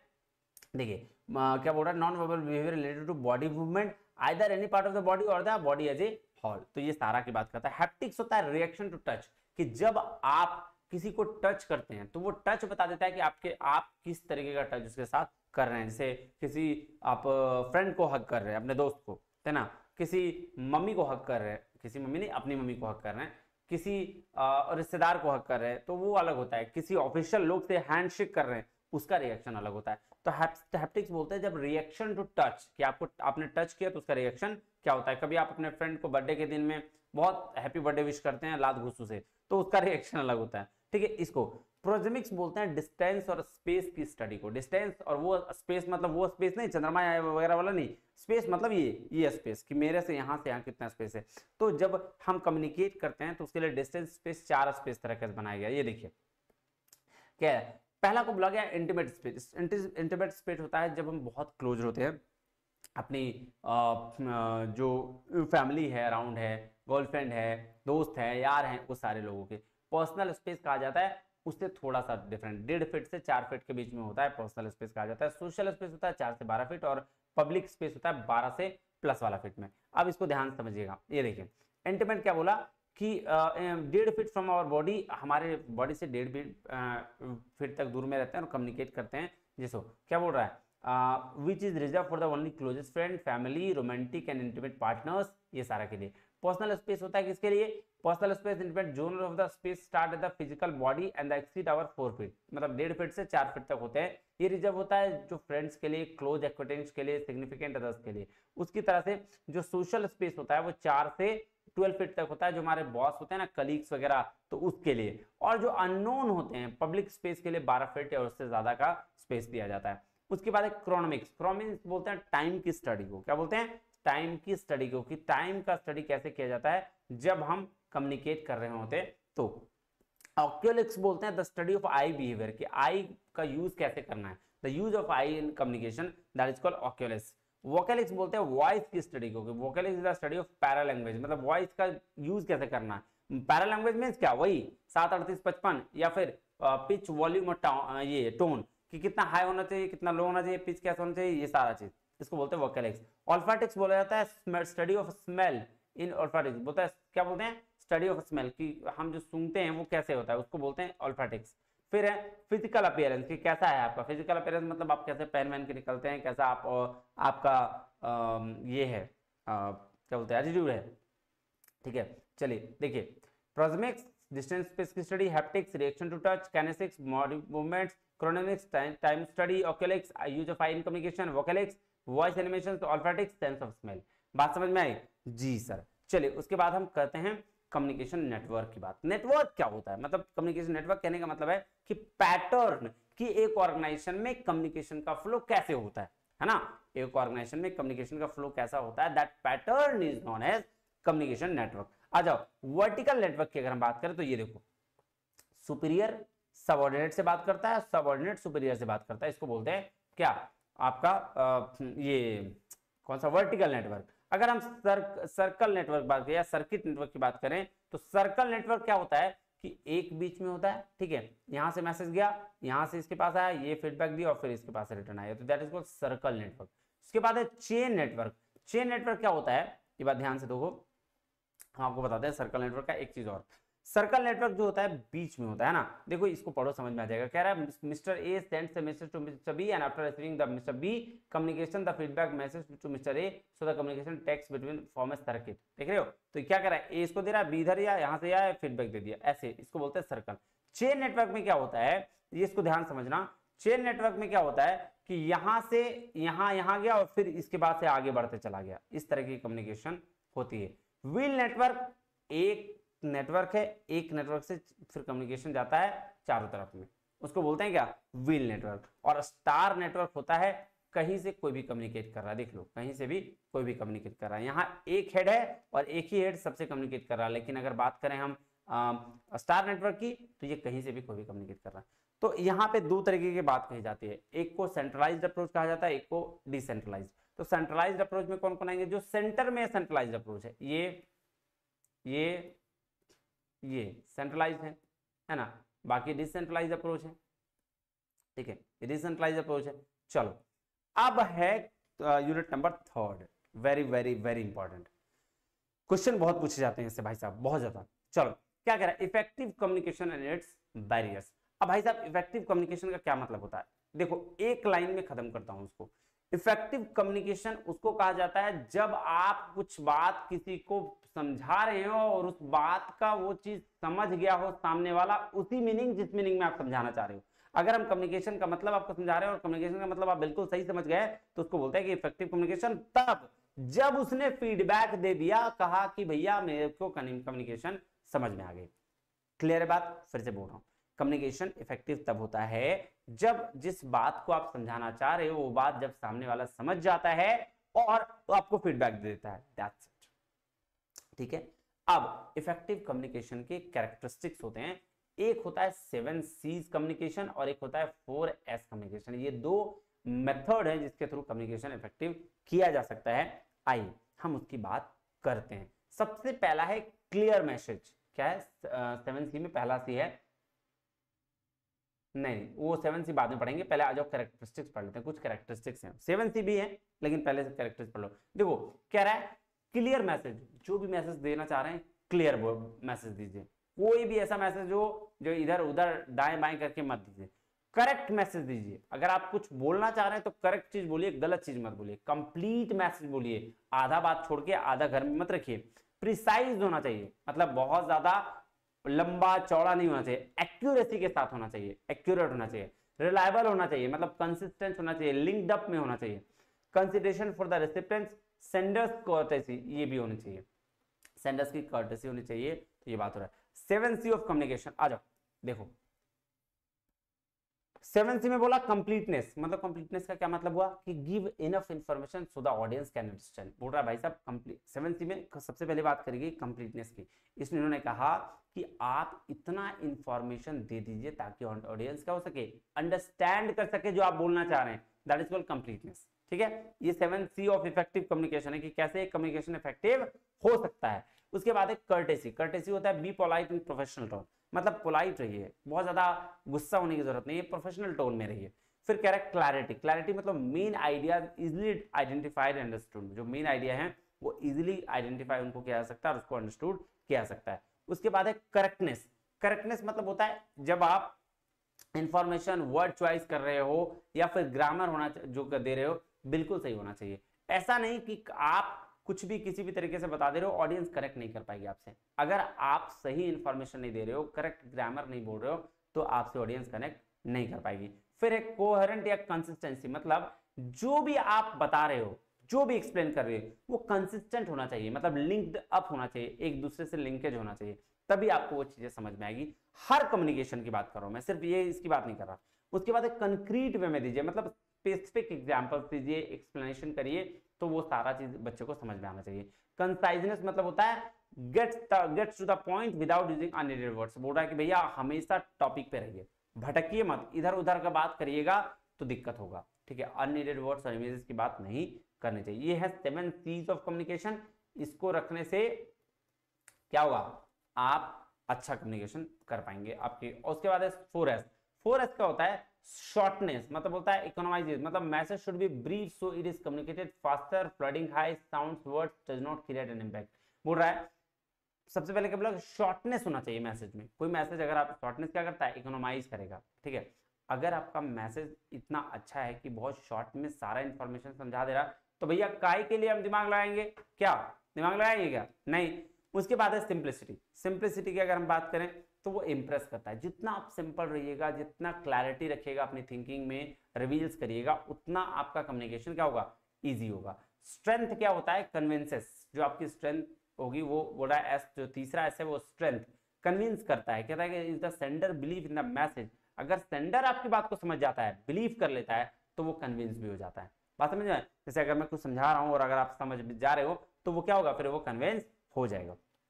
फिर है सिंसियरिटी। सिंसियरिटी अपील करता है, बोल रहा है if the sender is genuine it will be expressed in the way he communicate. बोल रहा है अगर सेंडर जेन्युइन होगा तो उसकी बात भी बहुत जेन्युइन होगी और वो समझ में आ जाएगा। तो ये है भाई साहब क्या आपका 7C और 4S ऑफ कम्युनिकेशन। चलिए 30 सेकंड का ब्रेक।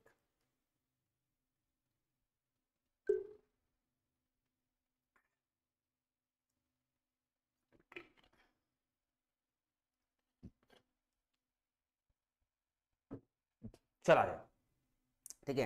अब कहां चले, बैरियर्स टू इफेक्टिव कम्युनिकेशन आई। ठीक है, बैरियर्स का मतलब क्या हुआ, इफेक्टिव कम्युनिकेशन में बैरियर मतलब बाधा, बैरियर्स मतलब बाधा, प्रॉब्लम क्रिएट हो गया।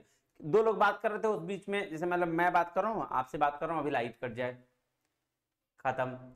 लाइव क्लास चल रही हो, लाइट कट जाए, बैरियर्स। दो लोग बात कर रहे हो, बीच में कोई हॉर्न देकर रहा है, दैट इज कॉल्ड क्या, बैरियर्स। तो बैरियर मतलब बाधा, की दो लोग जब बात कर रहे हो, अपने प्रोसेस अपना शेयर कर रहे हो कोई भी चीज, उस समय आने वाली प्रॉब्लम्स को बैरियर कहा गया है। ठीक है जी सर। अब बिजनेस में अलग अलग तरीके की बैरियर्स हो सकती है ना, बिजनेस में क्या हो सकती है, अलग अलग तरीके की बैरियर्स हो सकती है। देखिए सबसे पहला जो बैरियर्स आया वो है टेक्निकल बैरियर्स। अब देखो टेक्निकल बैरियर्स कहने का क्या मतलब है कि जैसे मान लो किसी भी ऑफिस में कंप्यूटर्स होते हैं, हार्डवेयर होते हैं, सॉफ्टवेयर होते हैं, कुछ खराब हो गया, कम्युनिकेट नहीं कर पाए। अब फॉर एग्जांपल मेरे पास ये माइक, अभी बैटरी डाउन हो जाए, माइक ऑफ, खत्म बात, कम्युनिकेशन टूट जाएगा। ठीक है, सिंपल है। उसके बाद अगर बात करो difference in the version of hardware, मान लो हार्डवेयर या सॉफ्टवेयर अपडेटेड वर्जन आ गया, तो अभी ये जब मैं करता हूँ ना, तो जब यहाँ लिखता हूँ ना, तो ये हिलने लगता है, कभी कभी अपडेट लेने लगता है अचानक से, तो उसमें प्रॉब्लम आ जाती है। सम अनइंटेंशनल थिंग्स, जैसे नॉइज आ जाए बीच में, ठीक है, उसको भी टेक्निकल बोलेंगे, है ना। तो ये सारी चीज कह रहा है। फिजिकल बैरियर्स क्या होगा, अब देखो ध्यान समझो, टेक्निकल में तो टेक्निकलिटी आ गई, फिजिकल बैरियर वो बैरियर होता है जब सेंडर और रिसीवर्स को फिजिकली हार्म करता है। फिजिकली हार्म कैसे करता है, जैसे आपने कार पर जब देख रहे हो ट्रैफिक पर, अगर गलती से कभी कभी कभार, ऐसा तो करना नहीं चाहिए लेकिन बहुत लोग करते हैं, वो देखा होगा आपने, कार पर फोन से बात कर रहे हैं, ठीक है, उधर से पीछे वाला मार, अगर इंडिकेशन थोड़ा ग्रीन लाइट जला के उधर से पपाऊं पपाऊं, तो भाई साहब क्या होता है, उसकी फिजिकली मतलब वो हार्म होता है ना। इस तरह की चीजों को बोलते हैं। अब जैसे क्लास में कोई पढ़ाई हो रही है, बात से बच्चा जा रहा है, वो चिल्लाते हुए जा रहा है, फिजिकली हार्म हो रहा है, तो that is called barriers, physical barriers, है ना। आओ देखो क्या बोल रहा है, ध्यान समझना इसको। कह रहा है physical barriers such as location of the sender and receivers, environment around them and their voice, noise of the environment, classroom layout, outdated equipment, distance between the sender and receivers, time etc..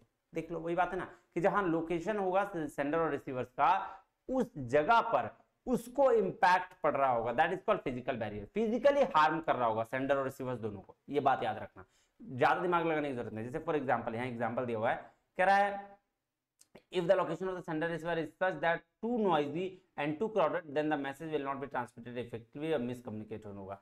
तो बोल रहा है अगर वही चीज अभी मैंने बताया ना, टू क्राउडेड, टू वही फोन वाला एग्जांपल, कि बहुत ज्यादा ट्रैफिक है, लाइन में, तो दो लोगों की कभी बातचीत नहीं हो पाएगी। देखो अभी दूसरा एग्जांपल मैंने दिया कि if in a school or classes the teachers and principals rooms are in a different block, then the student will not able to communicate effectively with the teacher after class। ये भी बात बिल्कुल सही है कि एक एग्जांपल दिया कि मान लो कि टीचर का जो हम लोग का क्लास है, सेक्शन भी किसी और जगह पे है, और उसका ब्लॉक जो है, हेड ब्लॉक जहाँ पे टीचर्स लोग बैठते हैं, वो बहुत दूर है, तो वहां क्या हुआ, कम्युनिकेशन ब्लॉक हो जाएगा, that is called physical barriers. मतलब मैंने बोला ना कि कम्युनिकेशन ऐसा जो फिजिकली हार्म करे, दैट्स इट। चलो अब चलते हैं सेमेंटिक बैरियर्स। देखिएगा सेमेंटिक बैरियर्स की अगर बात करें तो वो होता है, इसको बोलते हैं लैंग्वेज का बैरियर्स। जो टेक्निकल लैंग्वेज होता है ना, जार्गन वर्ड्स यूज कर देते हैं, उसको बोलते हैं। देखो semantic is related meaning of words in language. तो लैंग्वेज का जो बैरियर्स होता है, वर्ड्स का बैरियर होता है, उसको बोलते हैं it deals how the meaning of words constructed in the different language. तो कैसे किसी भी लैंग्वेज को अलग अलग तरीके से बोला गया है, जैसे चीप और चीप दोनों वर्ड एक जैसा है ना, सुनने में जैसा लग रहा है, तो ये प्रॉब्लम क्रिएट कर देगा। तो वो चीज कह रहा है कि it deals with how meanings of words are constructed, कि कैसा कंस्ट्रक्ट किया जाता है मीनिंग्स, उसको हम लोग क्या कहते हैं, सेमेंटिक बैरियर्स। ठीक है, आओ एग्जांपल देखते हैं। कह रहा है if the sender and receiver speak different language, अगर सेंडर मान लो मैं हूं, मैं अंग्रेजी में बके जा रहा हूं और सामने वाले को हिंदी आ रही है या बंगाली आ रही है, क्या फायदा होगा। कह रहा then they will not be able to understand the each other. बोल रहा है बिल्कुल भी अंडरस्टैंड नहीं होगा। बोल रहा है जो टीचर है केरला से, वो किसी पंजाब के कॉलेज में अगर उसका रिक्रूटमेंट हो गया ना, तो पंजाबी तो आती नहीं उसको, केरला वाला लैंग्वेज पंजाबी लोग को नहीं आती, तो ये कम्युनिकेशन नहीं होगा, यहाँ पे बैरियर ऑफ कम्युनिकेशन होगा, इसको सेमेंटिक बैरियर कहेंगे। ठीक है, अगर वो पुअर वोकैबुलरी है ना, वहां हर्डल हो जाएगा आपको कम्युनिकेशन में। मतलब आपको अगर लैंग्वेज आता नहीं है, थोड़ा बहुत आता है, बहुत ज्यादा नहीं आता है, तो अगर आपको वर्ड्स की प्रॉब्लम है तो फिर दिक्कत आ जाएगी सेमेंटिक बैरियर्स की। ठीक है, चलो ये सब है। ऑर्गेनाइजेशनल बैरियर, अब देखो ऑर्गेनाइजेशन में क्या बैरियर आएगी भाई, ऑर्गेनाइजेशन में रूल्स का बैरियर आएगा ना, सबऑर्डिनेट सुपीरियर्स के बीच में अगर सही तरह से इंटरेक्शन नहीं होगा, ट्रस्ट नहीं होगा, तो बैरियर वहां पे आ जाएगी। बात समझ रहे हो। तो ऑर्गेनाइजेशनल बैरियर में कह रहा था policies and rules organisations also have impact of flow of message employees. देखो पॉलिसी और जो रूल्स बनेगा ऑर्गेनाइजेशन का, वो भी इंपैक्ट कर देगा ऑर्गेनाइजेशनल बैरियर्स को। बात समझ में आ रही है जी सर। तो इसको बोलते हैं ऑर्गेनाइजेशन। ऑर्गेनाइजेशन से रिलेटेड ऐसा कम्युनिकेशन करने में जब हमको प्रॉब्लम आता है, मान लो बहुत सीनियर है, मैनेजमेंट है और एकदम लास्ट वर्कर है, दोनों के बात करने की पॉसिबिलिटी एकदम नहीं है, तो वहां पे ऑर्गेनाइजेशनल बैरियर्स हो रहा है। बात समझ में आ रही है जी। देखो hierarchical setup is too long, देखो है ना, वही चीज बात बोल रहा था, the message the pass through the number of levels, बहुत सारे नंबर ऑफ लेवल आता है, जैसे वर्कर से लोअर लेवल मैनेजमेंट, फिर अपर, मिडिल, फिर अपर, तब जाता है। तो जो बात लास्ट में बोला गया, मतलब जो बात रियली कहना था वो बात ना पहुंच के कुछ और बहुत जाता है, इसको बोलते हैं ऑर्गेनाइजेशनल बैरियर कम्युनिकेशन में। साइकोलॉजिकल बैरियर होता है माइंड से रिलेटेड। ठीक है, माइंड से रिलेटेड बैरियर कहने का मतलब है कि जो opinion, attitude, emotions, interest, attention, participation की वजह से होता है। जैसे कह रहा है if anyone, sender of the receivers or both do not trust each other. ये बात बिल्कुल सही है।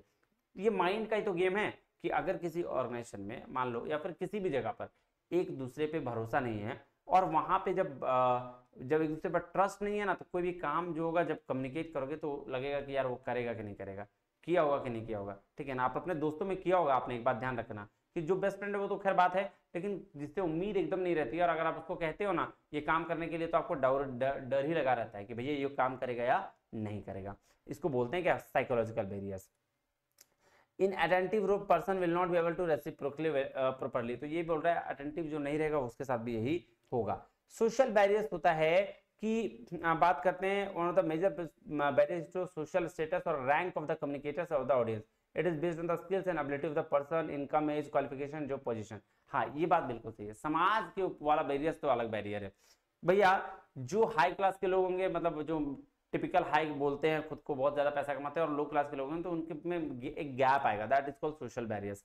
क्वालिफिकेशन भी एक क्या है कि बेस पर भी हम सोशल बैरियर्स क्रिएट कर सकते हैं। कल्चरल बैरियर्स क्रिएट होता है जब आप कल्चर की वजह से हैंडल करते हैं कम्युनिकेशन को। क्या करते हैं, कल्चर की, अपने एनवायरनमेंट की वजह से। ठीक है, जैसे कह रहा है different interpretation of science and different cultures can create a confusion and misunderstanding of the ये चीज। अब देखो बहुत सारे जगह पर, ठीक है, गुड लक को हम लोग ऑल द बेस्ट ऐसे कहते हैं ना, लेकिन बहुत सारी जगह पर इसको गलत तरीके से ट्रीट कर लिया जाता है। तो ये क्या है, ये भाई साहब कल्चरल बैरियर्स ही है। ठीक है, the rights and the wrongs are very from the culture to culture, communication is halted without conflict. ये बात बिल्कुल सही है कि कुछ जगह पर जो चीजें बिल्कुल सही होती है वही चीज किसी और जगह पर आप चले जाओगे तो वहां दिक्कत हो जाती है। फिर है फिजियोलॉजिकल बैरियर। फिजियोलॉजिकल क्या होता है भैया, इसको बोलते हैं शॉर्ट टर्म मेमोरी लॉस। क्या बोलते हैं, शॉर्ट टर्म मेमोरी लॉस, है ना, कि कभी कभी चीजों को हम क्या करते हैं, कम्युनिकेट कर जाते हैं, भूल जाते हैं उसको। देखो क्या कह रहा है, physiologically is a branch of biology that deals with the normal functions that living organisms and their parts. In human beings, if the special senses are not working properly, then it can lead to the physiological barriers to communication. बोल रहा है जैसे कभी कभी क्या होता है ना, बहुत आदमी को देखिएगा कम सुनाई देता है, तो ये क्या है, फिजियोलॉजिकल बैरियर्स इसको बोला जाए। किसी किसी को आदमी को शॉर्ट टर्म मेमोरी लॉस होता है, कभी याद रहता है कभी भूल जाता है, तो ये फिजियोलॉजिकल बैरियर्स में आता है। ठीक है, उसके बाद है परसेप्चुअल बैरियर्स। परसेप्चुअल बैरियर्स मतलब अवधारणा खुद ही बना लेना, उसके बारे में खुद ही अवधारणा बना लिया। तो फिर वहां पे क्या होगा कि भैया केरला वाले लोग खराब होते हैं, पंजाब वाले लोग ऐसे होते हैं, झारखंड वाले लोग बेकार होते हैं, तो इस तरह के मतलब बना लेना अवधारणा, this called perceptual barriers. Attitude barriers क्या होता है भैया, एटीट्यूड मतलब नजरिया, जो नजरिया के हिसाब से अपना बैरियर्स लगाते हैं। इमोशनल बैरियर्स भी वही है, इमोशन के हिसाब से बात करता है।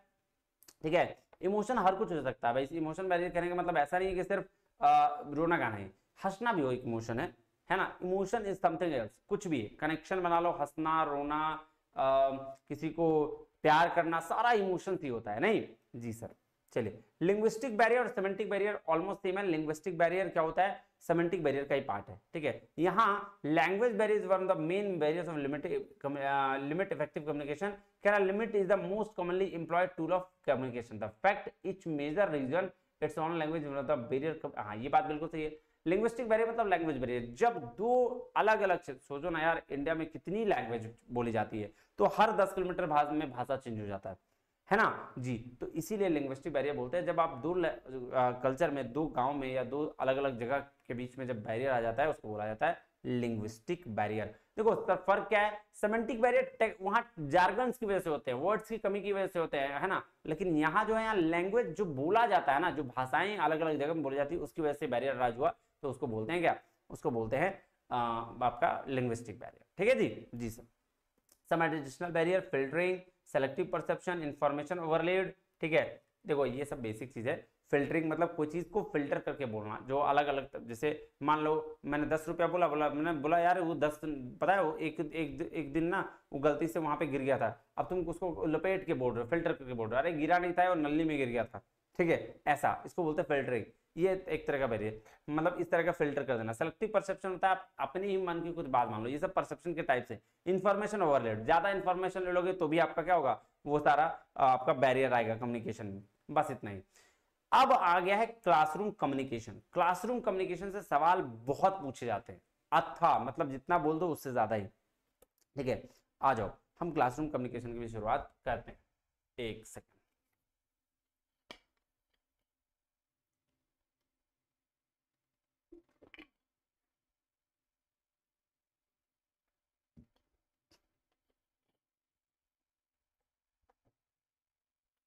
चलो आ जाओ। क्लासरूम कम्युनिकेशन का क्या मतलब हुआ? देखो तो यार भाई साहब, क्लास में होने वाला कम्युनिकेशन, सिंपल सी बात है कि जो क्लास में हम लोग बातचीत करते हैं वो सारे चीज किसके बीच में? टीचर और स्टूडेंट के बीच। सिंपल जी सर। तो भाई कह रहा है classroom communication involves interaction between the teacher and students. किसके बात में? टीचर और स्टूडेंट के बीच में। और it is very important as there is sharing knowledge and experience through the interaction. तो बोला ये बहुत जरूरी है कि इंटरेक्शन के थ्रू क्लास में क्या हो? एक्सपीरियंस हो। Classroom communication will be effective when only there is two way flow of communication. ये बात बिल्कुल सही है। अगर क्लासरूम में वन वे फ्लो हो रहा है, यानी टीचर पढ़ा रहा है और बच्चे नींद आ रहा है पूरा ऐसे, है ना, तो फिर क्या हुआ? ये वन वे फ्लो है, ये गलत तरीका है। बच्चों के साथ अब आपको कनेक्ट, इंटरेक्टिव कम्युनिकेशन करना होगा, तब जाके वो आपकी बात को समझ पाएंगे, वरना तो फिर 1 मिनट का शॉर्ट्स काफी है ना। चलो, तो वही कह रहा है, if there is only one way communication such as lecturing, then it will not be effective. So student will not be able to share their queries and clarify their doubts. नहीं, सबसे बड़ा चीज जो क्लासरूम कम्युनिकेशन का होना चाहिए कि आपको ऑप्शन देना है बच्चों को कि भैया पूछो, जितना सवाल पूछना है पूछो, उनको खोलो, उनको बोलो कि भैया सवाल पूछो, तुम जितना पूछ सकते हो। सो क्या कह रहा है?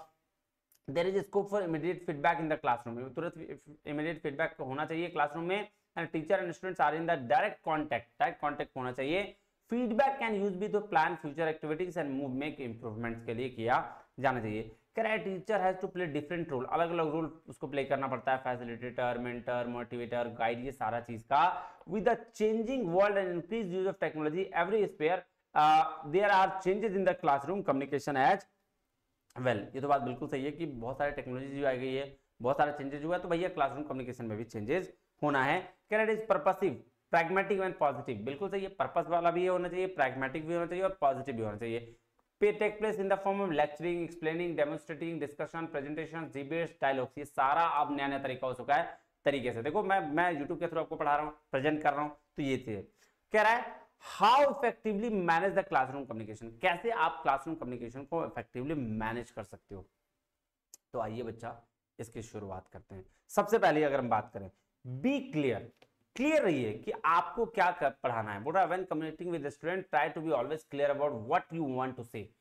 ये चीज जब तक क्लियर नहीं कर पाओगे क्लास में नहीं पढ़ा पाओगे। अभी तो मैं कोई नहीं बोल पा रहा हूं, जब कॉलेज में पढ़ाओगे ना, किसी जगह पे जाओगे, लेक्चरर बनोगे, तो वहां पे बच्चे सर खा जाएंगे। ठीक है, ये बात ध्यान रखना। इसीलिए क्या बोलना है ये क्लियर होना चाहिए आपको कभी भी कम्युनिकेट करने के टाइम में। कीप इट प्रिसाइज, मतलब एक सिंपल रूल है, किस करो, किस करो मतलब नालायक वो किस नहीं। Keep it short and simple. क्या है? Keep it short and simple with stands, है ना, keep stands for keep it short ant simple. तो जितना शॉर्ट सिंपल रखोगे उतनी आपकी तरीके से कम्युनिकेशन इफेक्टिव होगी। ठीक है, चलो। Take artful pauses. आप देखो ऐसा है कि पढ़ाना आना चाहिए, ठीक है। आर्टफुल पॉजेज का मतलब होता है कि भैया थोड़ा रुको, थोड़ा समझाओ, थोड़ा उनसे भी पूछो और तब करो। कंटिन्यूअसली खुद ही मत बोला चले जाओ, है ना। थोड़ा सा समझो, थोड़ा समझाओ, पूछो, इंटरेक्ट करो और तब क्लासेस लो। ठीक है, इसके लिए इसको बोलते हैं इफेक्टिव लिसनर, तो सॉरी इफेक्टिव कम्युनिकेटर, है ना। तो पूरा ये सारा चीज बात करने में एक साथ मत गुजारिए, थोड़ा देर साइलेंट हो जाइए, थोड़ा देर देखिए कि बच्चे क्या समझना चाह रहे हैं। इसको बोलते हैं artful pauses. Know your students, अपने हर स्टूडेंट को आपको जानना चाहिए, कैसे हैं, वीक हैं, ज्यादा तेज हैं, कैसे किस तरीके से वो काम करते हैं, वो सारा चीज आपको जानना चाहिए। B humerus. ह्यूमरस का मतलब होता है सिर्फ पढ़ाइए मत उसको, मतलब बहुत ज्यादा स्ट्रिक्ट मत रहिए, हंसी मजाक कॉमेडी करते रहिए ताकि बच्चों का मन लगा रहे, है ना। कॉमेडी में ही सिखा दीजिए, कुछ हंसी मजाक करते रहना है। चलिए, क्या teacher should be humorous so that the student can enjoy the learning. ये बात बिल्कुल सही है। अब ऐसा स्ट्रिक्ट बैठे पड़े रहोगे सब, है ना, नौटंकी करते जब तक चुपचाप एकदम हमारे टीचर है, हम टीचर है, हम कुछ भी कर सकते हैं, तो नहीं काम चलता है, फिर बच्चे समझेंगे नहीं। चलो, एम्पैथेटिक होना चाहिए टीचर को। क्या होना चाहिए? एम्पैथेटिक। मतलब क्यों? क्योंकि भैया टीचर भी कभी स्टूडेंट था, सास भी कभी बहू थी, तो वही हाल है कि भैया तुम भी कभी स्टूडेंट थे तो उसको फीलिंग को समझना चाहिए, उसको कहना चाहिए बच्चा अरे हम समझ रहे हैं यार, कोई बात नहीं, चलो चलो एंजॉय करो थोड़ा जाओ। तो empathy and sympathy are two different emotions, ये बात बिल्कुल है। सिंपैथी दी जाती है किसी और को उसके इमोशंस के लिए, लेकिन एम्पैथी दी जाती है सेम इमोशंस जो मेरे साथ भी बीत चुकी है। सेम घटना अगर मेरे साथ भी बीत चुकी है और हम उसको एम्पैथी देते हैं, लेकिन अगर कोई घटना किसी के साथ घटी है तो हम आगे जाके उसको इमोशंस जता रहे हैं, तो दैट इज कॉल्ड सिंपैथी। बात समझ रहे हो जी सर। चलिए, प्रमोट इक्विटी, इक्विटी इक्वल भावना प्रमोट करना चाहिए किसी को, ऐसा नहीं कि बहुत ज्यादा जो तेज है उसको हम बड़ा समझ रहे हैं, जो कम है उसको छोटा, ऐसा कभी नहीं करना चाहिए। एक टीचर को कभी ये चीज नहीं होना चाहिए। लेट स्टूडेंट आस्क क्वेश्चन, ये तो सबसे बड़ा मुझे जो सबसे अच्छा लगता है यही चीज लगता है, let students ask question, student को क्वेश्चन पूछना चाहिए और पूछने देना चाहिए कि भैया टीचर की रिस्पॉन्सिबिलिटी है कि बच्चे को खोलिए, बच्चे को जितना आपसे सवाल करेंगे उतनी नई चीजें सीखेंगे, तो वो इससे आपका भी बेनिफिट होगा। वो सवाल पूछेंगे और आपको अगर नहीं आ रहा होगा तो आप उसके लिए बेहतर प्रिपरेशन करेंगे। तो इसलिए हमेशा क्या होता है, लेट स्टूडेंट्स आस्क क्वेश्चन, हमेशा स्टूडेंट को क्वेश्चन पूछने देना चाहिए। चलिए क्वेश्चन नंबर, क्वेश्चन बोल रहा हूँ यार, इनकरेज स्टूडेंट पार्टिसिपेशन 100%। कोई स्टूडेंट अगर कुछ करना चाह रहा है, कुछ नए इनोवेटिव तरीके से कुछ बोलना चाह रहा है, इंकरेज करिए उसको, उसके पार्टिसिपेशन को, है ना। ये नहीं उसको डिमोटिवेट करके बैठा दो, चुप बैठो नालायक, ऐसा नहीं करना चाहिए। Understand facial expression of student. अब देखो ये होता है जब आप सामने रहोगे, जैसे मान लो कॉलेज में जा रहे हो पढ़ाने के लिए और वहां पे क्या है ना, आप कुछ बोले तो ना फेशियल एक्सप्रेशन से आपको पकड़ में आ जाना चाहिए कि बच्चे समझे है या नहीं समझे। हुए समझ जाएंगे तो यस सर, और नहीं समझेंगे तो ऐसे बैठे रहेंगे, है ना। ये वाला चीज है। आस्क क्वेश्चन, सिर्फ उसको क्वेश्चन पूछने नहीं देना चाहिए, आपको भी क्वेश्चन पूछना चाहिए कि क्या वो समझ पाए या नहीं समझ पाए। उसके बाद बोलते हैं मोटिवेट स्टूडेंट्स, स्टूडेंट को मोटिवेट करना चाहिए हमेशा, ताकि वो कोई भी चीज चढ़े, किसी भी पैगाम पे हो, वो किसी भी पायदान पे हो, वो आगे बढ़े ही बढ़े जी। ये प्लान क्लासरूम एक्टिविटी, ये आपको पहले करना होगा कि क्लास में आप क्या करेंगे, कौन कौन सी चीजें कराएंगे, वो आपको प्लान पहले करना चाहिए। उसके साथ do not tolerate bad behaviour 110%। अगर आप टीचर हैं, आप कहीं पढ़ाने जा रहे हैं, तो कभी भी बैड बिहेवियर को टॉलरेट मत करिए, क्लास से निकल जाइए, उस स्टूडेंट को बाहर निकल जाइए, कुछ तो एक्शन लीजिए, बट एक्शन लीजिए। उसके बाद 15 number, give a student choice, a student will enjoy learning when they have a choice। बोल रहा है क्या करेंगे, गिव स्टूडेंट चॉइस, ठीक है। स्टूडेंट के हिसाब से चॉइस दीजिए, मतलब अगर आपके पास 4-5 ऑप्शन है, आप 4-5 स्टूडेंट को दे, बोले बच्चों आज क्या पढ़ना चाह रहे हो, ये काम करना है, तो उससे क्या होगा ना, फिर वो एंजॉय करेंगे लर्निंग को, सीखेंगे कि भैया आज हमको ये मन था, आज हमने ये पढ़ा, मजा आएगा पढ़ने में। Respect is very important for the effective communication. हाँ, इफेक्टिव कम्युनिकेशन के लिए टीचर और स्टूडेंट के बीच में रिस्पेक्ट मेंटेन होना चाहिए। जैसे ये मैंने बोला ना चॉइस देने के लिए, मैं भी आपको चॉइस देता हूँ, कमेंट करके बताइएगा कि भैया क्या नेक्स्ट आपका होना चाहिए, है ना, नेक्स्ट आपको क्या चीज चाहिए, कौन सा पेपर का। चलिए उसके बाद कह रहा है use different techniques and aids to break monotony of the lecture. ये बात बिल्कुल सही है। अब एक तरीका से मत पढ़ाइए, है ना। अब मेरे पास तो ऑप्शन नहीं है, मैं तो यूट्यूब के थ्रू पढ़ा सकता हूँ, लेकिन इसमें भी मैं चेंजेस करते रहता हूँ, हंसी मजाक थोड़ा, है ना जी। तो उसी तरीके से मोनोटोनी एक तरह से मत रहिए। अगर आप फिजिकल पढ़ा रहे हैं तो टेक्निक्स चेंज करते रहिए, कभी लिखा दीजिए, कभी बच्चों से पूछ लिया करिए, अलग अलग तरीका यूज करिए। Reinforce learning after teaching a topic, बोल रहा है आप जब एक टॉपिक पढ़ा दे तो उसकी लर्निंग को रीइंफोर्स करिए, मतलब उससे पूछ लीजिए, कुछ ऐसा बात करिए। उसके बाद है active listening is must have a effective communication. तो अगर आपने एक्टिव लिसनिंग की बात आज बच्चों में डलवा दी तो वो क्या होगा, बेटर इफेक्टिव कम्युनिकेशन हो जाएगा। अब देखिए कोल एंड चान मॉडल, मैंने बोला था ना एक मॉडल आता है कोल एंड चान मॉडल, जिन्होंने बताया कि प्रोसेस ऑफ कम्युनिकेशन कैसा है। तो ये देखिए इनका जो मेन चीज जो एग्जाम में पूछा जाता है ना, according to Cole and Chan model typical classroom communication and the communication general as well. So following 5 distinct stage, ये 5 स्टेज की बात इन्होंने करी है। पहला स्टेज है फॉर्मुलेशन ऑफ मैसेज, कि सबसे पहले मैसेज को फॉर्मुलेट करो, उसके बाद मैसेज को इनकोड करो, फिर मैसेज को ट्रांसमिशन करो किसी मोड के थ्रू, मैसेज डिकोड और इंटरप्रेट कर दो, और फाइनली फीडबैक और इवैल्यूएशन भी आ जाना चाहिए। तो ये इंक्लूड्स करते हैं फीडबैक और इवैल्यूएशन सबको। ये बात ध्यान में रखिएगा और ध्यान से समझिएगा, ठीक है। ये सवाल कई बार पूछा जा चुका है, मैं भी पूछा जाए। अब है principle of effective classroom communication, क्या सिद्धांत होने चाहिए। जब इफेक्टिव क्लासरूम कम्युनिकेशन हो रहा हो तो क्या क्या सिद्धांत होने चाहिए। तो किसके किसके लिए सिद्धांत है, प्रिंसिपल फॉर टीचर, टीचर के लिए क्या सिद्धांत होने चाहिए। जब आप मैसेज डिजाइन कर रहे हो, कुछ डिलीवर करना चाह रहे हो तो उसके लिए क्या सिद्धांत होना चाहिए। जब आप मेथड्स को चुन रहे हो तो उसके लिए क्या सिद्धांत होना चाहिए। और लर्निंग एनवायरनमेंट को कंड्यूसिव बनाने के लिए क्या सिद्धांत होना चाहिए। आइए उसकी चर्चा क्लास में करते हैं। चलिए सबसे पहला कह रहा है प्रिंसिपल फॉर टीचर, टीचर्स के लिए क्या प्रिंसिपल होना चाहिए। कह रहा है develop a self realistic concept and the perception about surrounding, कि आसपास में जैसा चीज है सेल्फ रियलिस्टिक कॉन्सेप्ट्स खुद बनाइए। ऐसा नहीं कि कुछ जो बता रहा है वो उसी हिसाब से काम करिए, नहीं, अपने हिसाब से कॉन्सेप्ट बनाइए और तब बच्चों को पढ़ाइए। कह रहा है develop a proficiency in the subject matter, ये बात बिल्कुल सही है, अपने सब्जेक्ट मैटर में आपको मास्टरी बनना चाहिए, ठीक है। ये कह रहा है in the words of Mahatma Gandhi, Mahatma Gandhi ने इसके बारे में कहा था कि live as if you were to die tomorrow, रहो ऐसे कि कल तुम मरने वाले हो, और लर्न ऐसे करो कि तुम जिंदगी भर रहोगे। रहो ऐसे कि कल ही मर जाओगे और लर्न ऐसे करो कि तुम जिंदगी भर रहने वाले हो। तो ऐसे ये कहावत इसके लिए। अंडरस्टैंड द लर्नर्स, लर्नर को समझने की कोशिश करिए। ये प्रिंसिपल किसके लिए, टीचर्स के लिए, कि अगर आपने अंडरस्टैंड करनी है ना लर्नर्स को तो आपको कम्युनिकेशन यानी डिलीवर करने में मैसेज इजी हो जाएगा। बात समझ रहे हो जी सर। उसके बाद develop effective communication skills both verbal and non verbal, दोनों इफेक्टिव कम्युनिकेशन स्किल भी डेवलप करिए। आपको पेडागोजी और एंडागोजी का नॉलेज हो चाहिए। पेडागोजी क्या होता है सर बच्चा लोग जो पढ़ाया जाता है। एंडागोजी सब थोड़ा सा हाई लेवल पे जो पढ़ाई होती है उसको बोलते हैं एंडागोजी। एड फ्लेक्सिबल अप्रोच, मतलब ऐसा नहीं रिजिड, कोई भी चीज में रिजिड मत होइएगा, फ्लेक्सिबिलिटी रखिएगा, है ना, कि कभी कभी हंसी मजाक करते हुए पढ़ा दें, कभी स्ट्रिक्ट एक्शन लेते हुए पढ़ा दें, दोनों।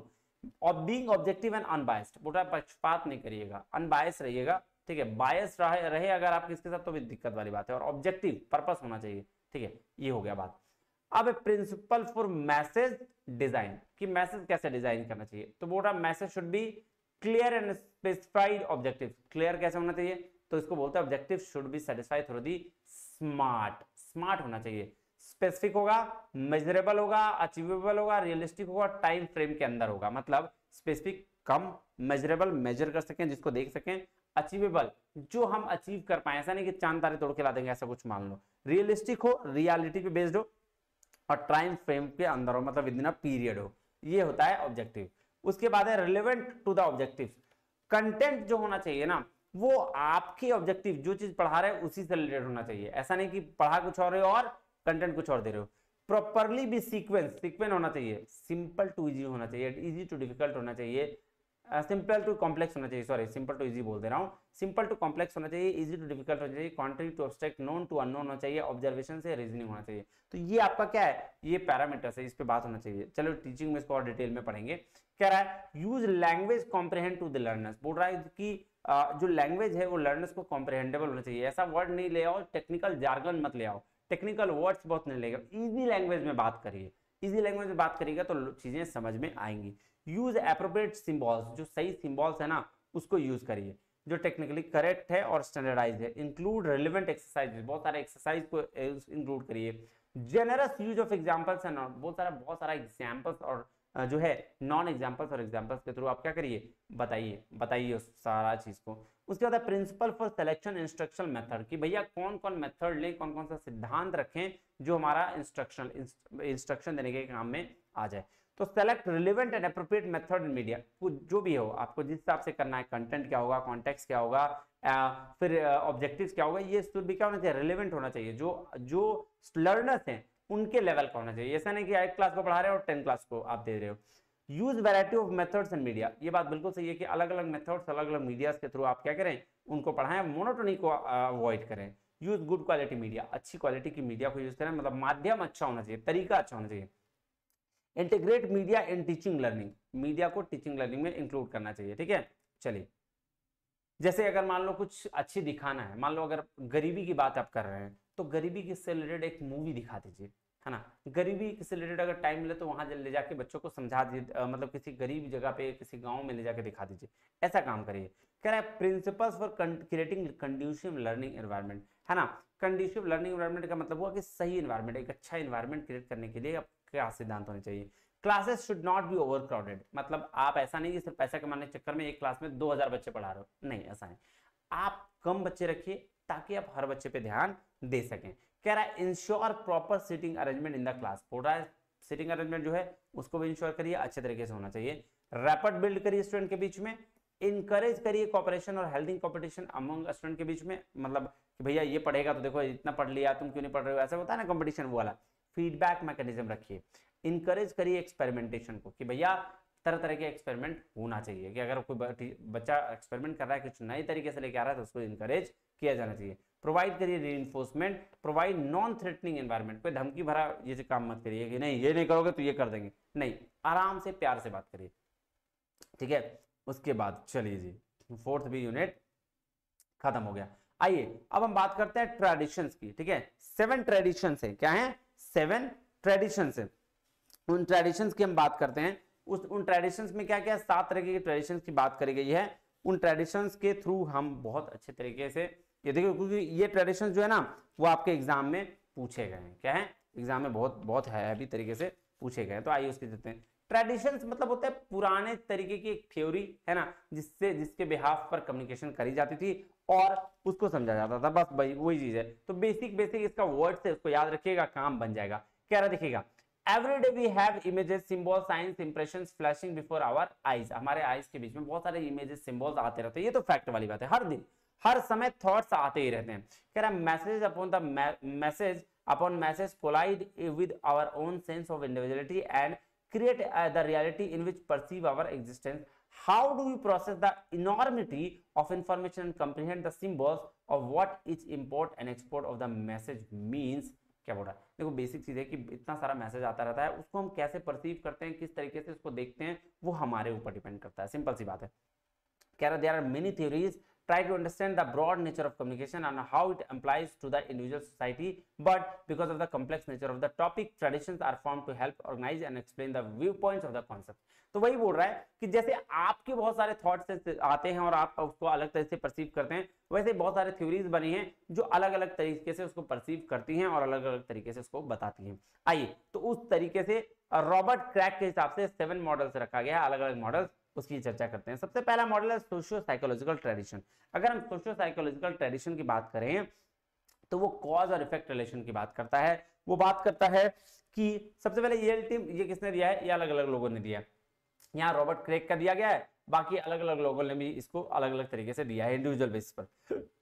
चलिए तो सोशियो साइकोलॉजिकल ट्रेडिशन क्या कहता है, communication is theorized as a expression, interaction and influence. Cause or effect relationship can be discovered through careful and systematic observation। तो देखो ये किसकी बात कर रहा है, cause and effect relationship की बात कर रहा है कि वो डिस्कवर किया जा सकता है अगर केयरफुल और सिस्टमैटिक ऑब्जर्वेशन हुआ तो अच्छे तरीके से कम्युनिकेशन भी की जा सकती है। So communication is theorized as expression, interaction, audience और क्या और इन्फ्लुएंस की बात करा जाए, ऑडियंस कैरेक्टरिस्टिक्स की बात करा है कि भैया जो हम एक्सप्रेस करेंगे वो इंटरेक्शन और वो इन्फ्लुएंस जो है उसको थियराइज किया जा सकता है। और कॉज एंड इफेक्ट रिलेशनशिप की किस वजह से क्या हुआ उस रिलेशनशिप को भी डिस्कवर किया जा सकता है अगर आपकी ऑब्जर्वेशन अच्छी हो और अच्छा केयरफुल ये चीज हो। तो इसमें क्या क्या बात किया गया, कॉज देखिए 5-6 चीज लिख लीजिएगा ध्यान से, कॉज एंड इफेक्ट रिलेशनशिप है ना, कॉज एंड इफेक्ट रिलेशनशिप, ठीक है। उसके बाद एक्सप्रेशन, उसके बाद ऑडियंस कैरेक्टरिस्टिक्स, सिस्टमैटिक ऑब्जर्वेशंस, ये सब चीज, ये सारा चीज आपको याद रखना है सोशियो साइकोलॉजिकल ट्रेडिशन में। साइबरनेटिक ट्रेडिशन की अगर हम बात करें तो साइबरनेटिक ट्रेडिशंस जो है वो वीनर ने दिया है, किसने दिया है, वीनर, और यहाँ पे बात करता है फीडबैक की, ठीक है। देखो क्या कहा है, communication is theorized as a information processing with the goal of getting most information across with the least amount of interference. Feedback is the key concept। देखो क्या बोला है, फीडबैक की बात करी इसने, feedback is the key concept that make effective communication possible within a system। तो यहाँ जो साइबरनेटिक ट्रेडिशन में जो है फीडबैक की बात करी गई है, यहाँ बोला गया आर्टिफिशियल इंटेलिजेंस की बात करी गई है, कम्युनिकेशन को एक इंफॉर्मेशन प्रोसेस की तरह ट्रीट किया गया। तो ये बात क्रैग ने भी कहा है और स्टैनन वीवर ने भी कहा है, ठीक है जी sir.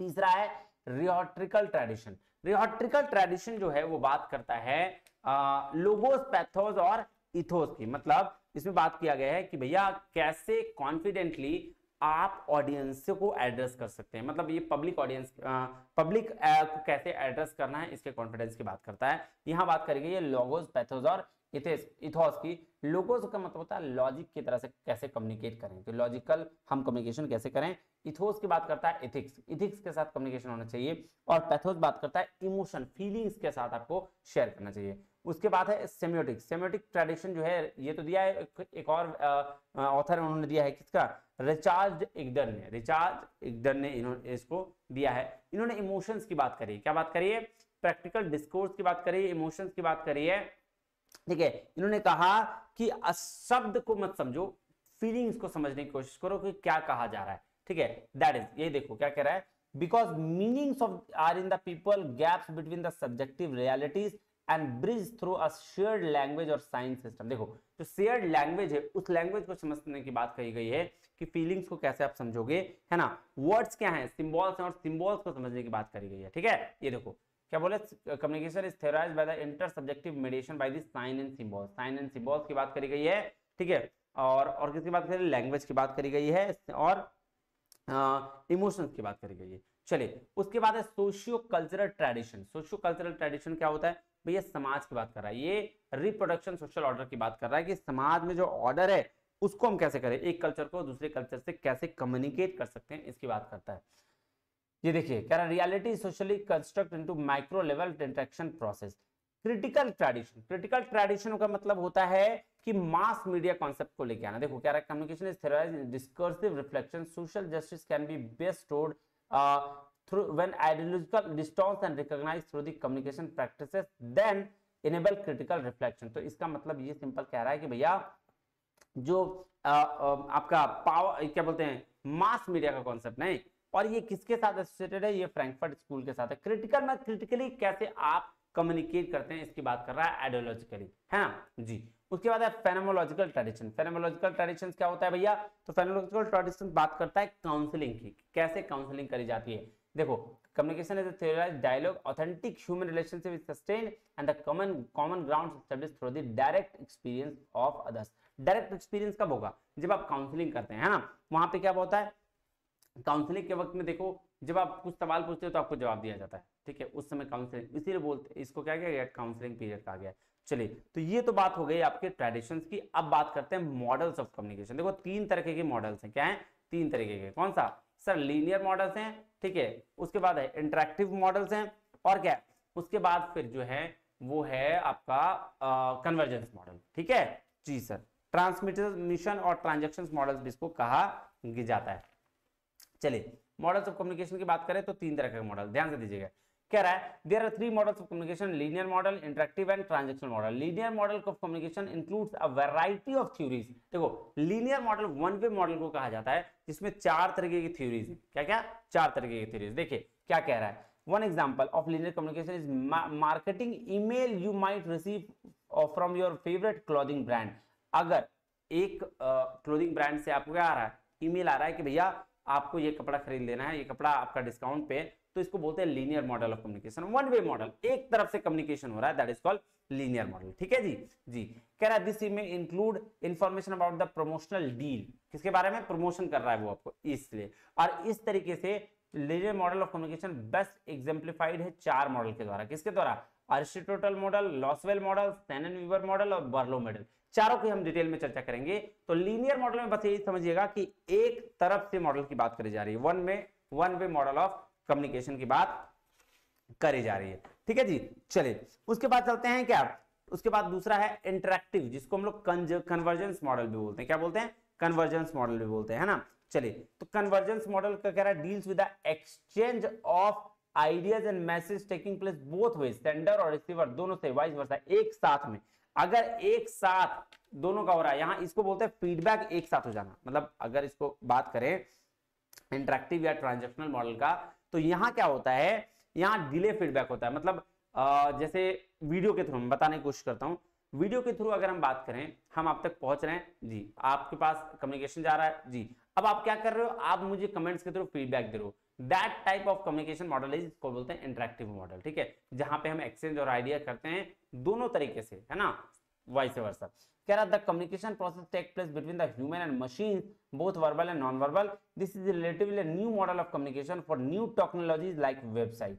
Social media, interactive marketing, user generated contents, ATM machines, online shopping, chat rooms. ठीक है, तो देखो इंटरेक्टिव मॉडल में ना सीधे सीधे एक चीज याद करना, टेक्नोलॉजी। ठीक है, टेक्नोलॉजी याद करना। देखो इसको पढ़ाने से पहले ना इसको समझ लो, ट्रांजेक्शनल, तो ज्यादा अच्छे समझ आएगा। ट्रांजेक्शनल मॉडल ऑफ कम्युनिकेशन क्या ऐसा मॉडल है जब एक साथ दोनों मॉडल होता है। वहां एक साथ दोनों मॉडल नहीं होगा, फीडबैक डिलेड होगा। लेकिन ट्रांजेक्शनल मॉडल ऐसा मॉडल ऑफ कम्युनिकेशन कहते हैं, इसको इंटरचेंजेबल मॉडल कहा जाता है। जब आप एक बार, जैसे हम लोग किसी के फोन पे बात करते हैं ना, उसको बोला गया ट्रांजेक्शनल मॉडल ऑफ कम्युनिकेशन। मतलब हम इधर से बोल रहे हैं, वो उधर से रिप्लाई कर रहा है, हम इधर से बोल रहे हैं, वो उधर से रिप्लाई कर रहा है। दैट इज इसलिए बोल रहा है, इट इंक्लूड्स इंस्टेंट फीडबैक, तुरंत फीडबैक आपको मिलेगा। इसको ट्रांजेक्शनल मॉडल कहा गया। और इसी ट्रांजेक्शनल मॉडल में जब टेक्नोलॉजी को ऐड कर दिया गया तो उसको इंटरैक्टिव मॉडल कहा गया। क्या बात समझ में आई? जी सर, ये देखो क्या कह रहा है, the interactive model of communication is best exemplified by two models, Kramer model और वेस्ले एंड मैकलेन मॉडल। यहां भी दो मॉडल है, और ट्रांजेक्शनल मॉडल ऑफ कम्युनिकेशन में दो है। कौन कौन सा? एक है बार्लैंड मॉडल्स और एक है मल्टी लेयर्ड प्रोसेस मॉडल बोलते हैं इसमें ना। चलो ये देखो, अब आ जाओ यहां से, ध्यान से समझो कौन कौन सा है। लीनियर मॉडल में है Aristotle model, Lasswell model, Shannon Weaver और Berlo model. Two way communication होता है इंटरैक्टिव मॉडल, ये वन डायरेक्शनल कम्युनिकेशन है ना, ये टू वे मॉडल है। स्क्रैमर मॉडल होता है वेस्ले और मैकलेन का है, ये पर्सनल कम्युनिकेशन है with in the immediate two way feedback, इसको बोलते हैं ट्रांजेक्शनल मॉडल। देखो दो वे मॉडल दोनों में दो तरीके से बातचीत होगी। आप बोल रहे हो, आप फीडबैक भी दोगे मुझे और कमेंट्स के थ्रू, लेकिन अगर लाइव में आता और लाइव चैट आपसे हो रही है, दैट इज कॉल्ड क्या? पर्सनल कम्युनिकेशन, ये ट्रांजेक्शनल मॉडल। ठीक है जी सर, इसमें दो तरीके के हैं, बार्लैंड मॉडल और डांस हेलिकल मॉडल। चलो एक एक करके इसकी फटाफट चर्चा करते हैं। देखो अगर हम बात करें सैनन मॉडल ऑफ कम्युनिकेशन का, तो सैनन मेमोर कब आया? 1948 में आया, क्लॉड सैनन द्वारा प्रेजेंट किया गया। अर्लीस्ट मॉडल ऑफ कम्युनिकेशन है जो एलेबोरेट करता है कि कैसे इंफॉर्मेशन को टेक्स्ट प्लेस करना है और डिटरमाइन करना है कि हम लोग what all can go while communicating.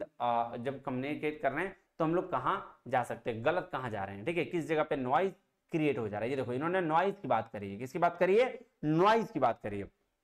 बात समझ में आया? जी सर, तो चलिए क्या हुआ, सैनन वीवर मॉडल में नॉइज की बात करी गई है। उसके बाद क्या है सर? आइए देखो, इसको ना मदर मॉडल भी बोला गया है, मदर ऑफ ऑल मॉडल बोला गया है। क्या बोला गया है? Mother of all model. ठीक है, यहां पे चैनल कैपेसिटी की बात करी गई है, चैनल में क्या कैपेसिटी होती है। ठीक है, ये सारी चीजें देखो, यहां से ध्यान से समझो। इसमें कह रहे हैं, this model the source of individual who sends message to another person with the use of transmitter can be understood instrument with the help to carry communication. ठीक है, देख रहे हो, ये वाला चीज है। उसके बाद दूसरा मॉडल जो है अरिस्टोटल मॉडल है। ठीक है, देखो यहाँ पे पहले थोड़ा सा मैं ऊपर आ रहा हूँ, सॉरी, ये देखो एक चीज मैं दिखा रहा हूँ। कह रहा है the bottom the box at the bottom noise represent the interference of the any signal that message be being carried. तो यहाँ पे बात किसकी की गई है? नॉइज की, कि जब भी हम मैसेज सेंड करते हैं और मैसेज रिसीवर के पास पहुंचता है, उस बीच में नॉइज होता है, और इसी नॉइज की बात सैनन वीवर मॉडल ने करी है। दूसरा मॉडल है अरिस्टोटल मॉडल।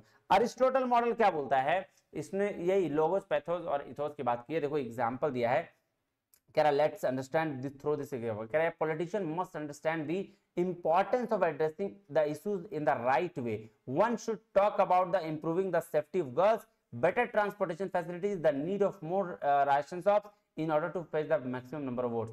तो ये बात कह रहा है कि अरिस्टोटल मॉडल ने इसीलिए लोगोस, पैथोस और इथोस की बात करी है कि लॉजिक भी लगाओ, पैथोस इमोशंस भी लगाओ, और इथोस इथिक्स भी लगाओ। तो इसीलिए कहा कि अरिस्टोटल मॉडल के बिहाफ में कि वन वे मॉडल जरूर कम्युनिकेशन होना चाहिए, मतलब लेकिन कम्युनिकेट ऐसा करो, एक पॉलिटिशियन को ऐसा करना चाहिए एड्रेस कि हम क्या कर रहे हैं, हम तुम्हारे पानी की समस्या को खत्म करेंगे, गर्ल्स के लिए सेफ्टी होगी, ट्रांसपोर्टेशन फैसिलिटीज लाएंगे, हम ये करेंगे वो करेंगे, ऐसा कम्युनिकेट कर देता है कि लास्ट में आप वोट देके चले जाते हो। तो इसीलिए इसको अरिस्टोटल मॉडल कहा गया है। यहाँ पे लोगोस, पैथोस, इथोस की बात करी गई है, और स्पीकर मॉडल कहा गया है। इसको क्या कहा गया है?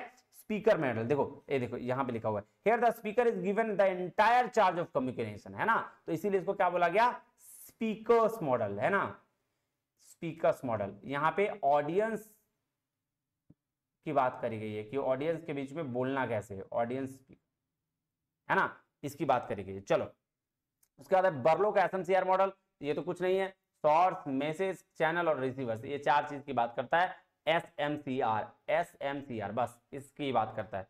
लॉसवेल मॉडल जो है वो बात करता है बेसिक फ्रेमवर्क का कि कैसे कैसे क्वेश्चन अराइज होते हैं, कंपोनेंट क्या है, इसको एनालाइज कैसे करेंगे और इसका एग्जांपल, जैसे एग्जांपल समझो, समझ में आ जाएगा। कह रहा है, क्वेश्चन करता है कि हु वैक्यूम क्लीनर जो है वो एक तरह से मैं पहले एग्जांपल देता हूं फिर समझाऊंगा। वैक्यूम क्लीनर सेल्समैन क्या करता है, प्रमोट्स करता है अपने ब्रांड को, ठीक है, वो किस पे, टेलीविजन पे। क्या क्या बोलता है कि भैया इवनिंग में टीवी किसके कहां पे, सर यूएस में, to evening TV viewers in US achieving brand awareness promoting self. देखो एक चीज बता रहे हैं, क्या बोल रहा है कि क्वेश्चन करता है कि हु सेज व्हाट, कौन, एक इंसान है वैक्यूम क्लीनर, कहता है क्या क्या कहता है कि भैया हम बेस्ट ब्रांड प्रमोट कर रहे हैं, किस चैनल पे, टेलीविजन पे। किसको कहता है, जो टीवी देख रहे हैं उसको कहते हैं। किस इफेक्ट के साथ कह रहा है कि भैया हमारा जो है ब्रांड अवेयरनेस को लेकर है, हम बिलीव करते हैं कि वैक्यूम क्लीनर जो है वो अपने सेल्स वॉल्यूम को बढ़ा देगा। तो ये एक लिंकअप की बात करेगी, ये वन वे है ना, टीवी पे जो कम्युनिकेशन मास मीडिया वाला बात किया गया, ठीक है। इसीलिए लॉसवेल ने कहा who said what did they say, what was the channel, whom did it say और व्हाट वर द, ये 5 कंपोनेंट्स की बात इसने करी है। चलो उसके बाद है interactive models. Interactive models of communication, जो कम्युनिकेशन दिया गया ऑथर्स के द्वारा, क्या है, स्क्रैमर मॉडल है ना, स्क्रैमर मॉडल या वेस्ले या मैकले मॉडल। तो स्क्रैमर मॉडल को क्या बोला गया सर, इसको इंटरैक्टिव मॉडल भी बोला गया। सर ये डिलेड फैक्टर है ना, हाँ ये डिलेड फैक्टर है, बिल्कुल सर। ये देखो क्यों, क्योंकि सर इसमें डिले होता है, जब हम कम्युनिकेट करते हैं तो हमको बाद में फीडबैक मिलता है, तुरंत नहीं मिलता है। वेस्ले मैकले मॉडल क्या बोला, the model highlights how communication is affected by environmental, cultural and personal factor. तो ये एनवायरमेंटल, कल्चरल और पर्सनल फैक्टर की बात कर रहा है। Importance of feedback is emphasized, who we are, what is the background, our perspectives influence what we think, क्या हम लोग कहते हैं। चलो अब तीसरा है ट्रांजैक्शनल मॉडल, यहां बैलेंस मॉडल से इन्होंने बोला, किसकी बात करी है, इन्होंने सारे पार्टीज जो इन्वॉल्व है उन सब की बात करी है, चाहे पब्लिक हो प्राइवेट सोर्स, सभी को इन्वॉल्व करने की बात कही है। इन्होंने बोला कि टू वे क्या होना चाहिए, कम्युनिकेशन होना चाहिए और इंस्टेंट फीडबैक होना चाहिए। क्या होना चाहिए, इंस्टेंट फीडबैक होना चाहिए, कि जैसे हम बात कर रहे हैं तो आप भी उधर से रिप्लाई करो, हम इधर से रिप्लाई करेंगे, दैट्स इट, इससे ज्यादा कुछ वाली बात नहीं है। और डांस हेलिकल मॉडल, ये मॉडल क्या कहता है, this model builds on circular models and explain how message are improved by the timing using feedback. तो ये डांस हेलिकल मॉडल जो है वो कहता है कि कैसे हम फीडबैक का यूज करके कम्युनिकेशन को इंप्रूव कर सकते हैं। So when we communicating with someone their feedback influence our next statement. और बोल रहा है कि जब हम किसी से बात करते हैं तो वो जैसा रिस्पॉन्स करता है ना, फीडबैक देता है, उसके बाद हमारा नेक्स्ट जो पर्सपेक्टिव होता है वो चेंज होता है, वो हम उसके बाद डिपेंड करता है कि हम फिर उसको क्या रिप्लाई दे रहे हैं, ठीक है। जैसे मैं पूछा हाउ आर यू सर, तो मतलब तो हम भी चुप हो जाएंगे। लेकिन अगर बोलेंगे हाउ आर यू बच्चों, बोलेगा सर बहुत बढ़िया, बहुत अच्छे सर, तो फिर पढ़ाई लिखाई हुई जी सर। तो देखो मैं जो कह रहा हूँ फिर आप रिस्पॉन्स करो, उस हिसाब पे मैं रिस्पॉन्स कर रहा हूँ। लेकिन आप अगर मैं कहूँ और कुछ कहो ना, तो यही बात डांस हेलिकल मॉडल ने भी कहा है। लीजिए जी, ये हो गया आपका कम्युनिकेशन ऑलमोस्ट डन। अब है मास मीडिया इन सोसाइटी। ये कुछ भी नहीं है, मास मीडिया कहने का मतलब अगर सिंपली भाषा में समझ लो कि भैया अपनी बात को एक बहुत बड़े एरिया तक पहुंचा देना, बहुत लार्ज ऑडियंस तक पहुंचा देना, टेलीविजन के थ्रू, ऑडियो के थ्रू। इसको हम लोग क्या बोलते हैं, इसको बोलते हैं मास मीडिया। क्या बोला गया, मास मीडिया। देखो to put it simply, mass media can be defined as a technology in which intended to communicate or reach a mass audience. कहां, मास ऑडियंस तक पहुंचना। कह रहा है mass media is the primary means of communication for the general public to communicate with each other as well as grander level. बड़ा level पर mass media सबसे पहला है। क्या क्या आ गया देख लो, journalism, social media, film, television, radio, advertising, public relation, book, magazine, ये सारा चीज, ठीक है। हाँ, मास मीडिया क्या होगा, लार्ज होगा और हेटेरोजेनियस। ये कैरेक्टरिस्टिक्स पढ़ लेना यार, बहुत important. There are following features, कुछ फीचर्स कैरेक्टरिस्टिक्स पढ़ो इसको। The audience the large and heterogeneous. Heterogeneous पूछा गया सवाल है इसलिए बोल रहा हूं, कल क्वेश्चंस में देखना आएगा। कह रहा है मास मीडिया क्या है, हेटेरोजेनियस होता है। क्यों, ऑब्वियस सी बात है ना यार, कहाँ है हम यहाँ बैठे हुए, कहाँ हमारा दिल्ली का न्यूज आ रहा है, कहाँ वो कैसे कर रहा है, तो एक जगह से अलग अलग स्टेट से अलग अलग जगह पूरा इंडिया में, पूरा वर्ल्ड में न्यूज पहुंच जाता है, पहुंचता है कि नहीं जी। कह रहा था सोर्स ऑफ इंस्टीट्यूशन और ग्रुप ऑफ पीपल। हाँ बिल्कुल सही है, एक सोर्स क्या होगा, इंस्टीट्यूशन होगा या कोई ग्रुप ऑफ पीपल ही होंगे। Some kind of mechanism is used to reproduce. बिल्कुल एक मैकेनिज्म होगा जिसको हम लोग मीडिएटेड कम्युनिकेशन कहते हैं, मीडियम के थ्रू आता है वो, है ना जी सर। उसके बाद क्या, अब देखो ये 4 तरीके की मास मीडिया होती है। मीडिया रीच, मीडिया रीच उसको बोलते हैं जिसकी मीडिया कहां तक पहुंच सकती है, कितना रीच है। जैसे रेडियो का रीच, कम होता जा रहा है। टीवी का रीच सबसे ज्यादा रीच है ना, ये उसको बोलते हैं reach. The owners and the producer of the mass media conceive the total population when the communication can reach. बोल रहा है कि भैया कितना पॉपुलेशन तक आपकी पहुंच है, उसको बोलते हैं मीडिया रीच। मीडिया एक्सेस बोलते हैं कि भैया रीच तो है, हम 20 लाख लोगों तक हम पहुंच पा रहे हैं, लेकिन कितना लोग एक्सेस करते हैं, कितना लोग उसको देखते हैं।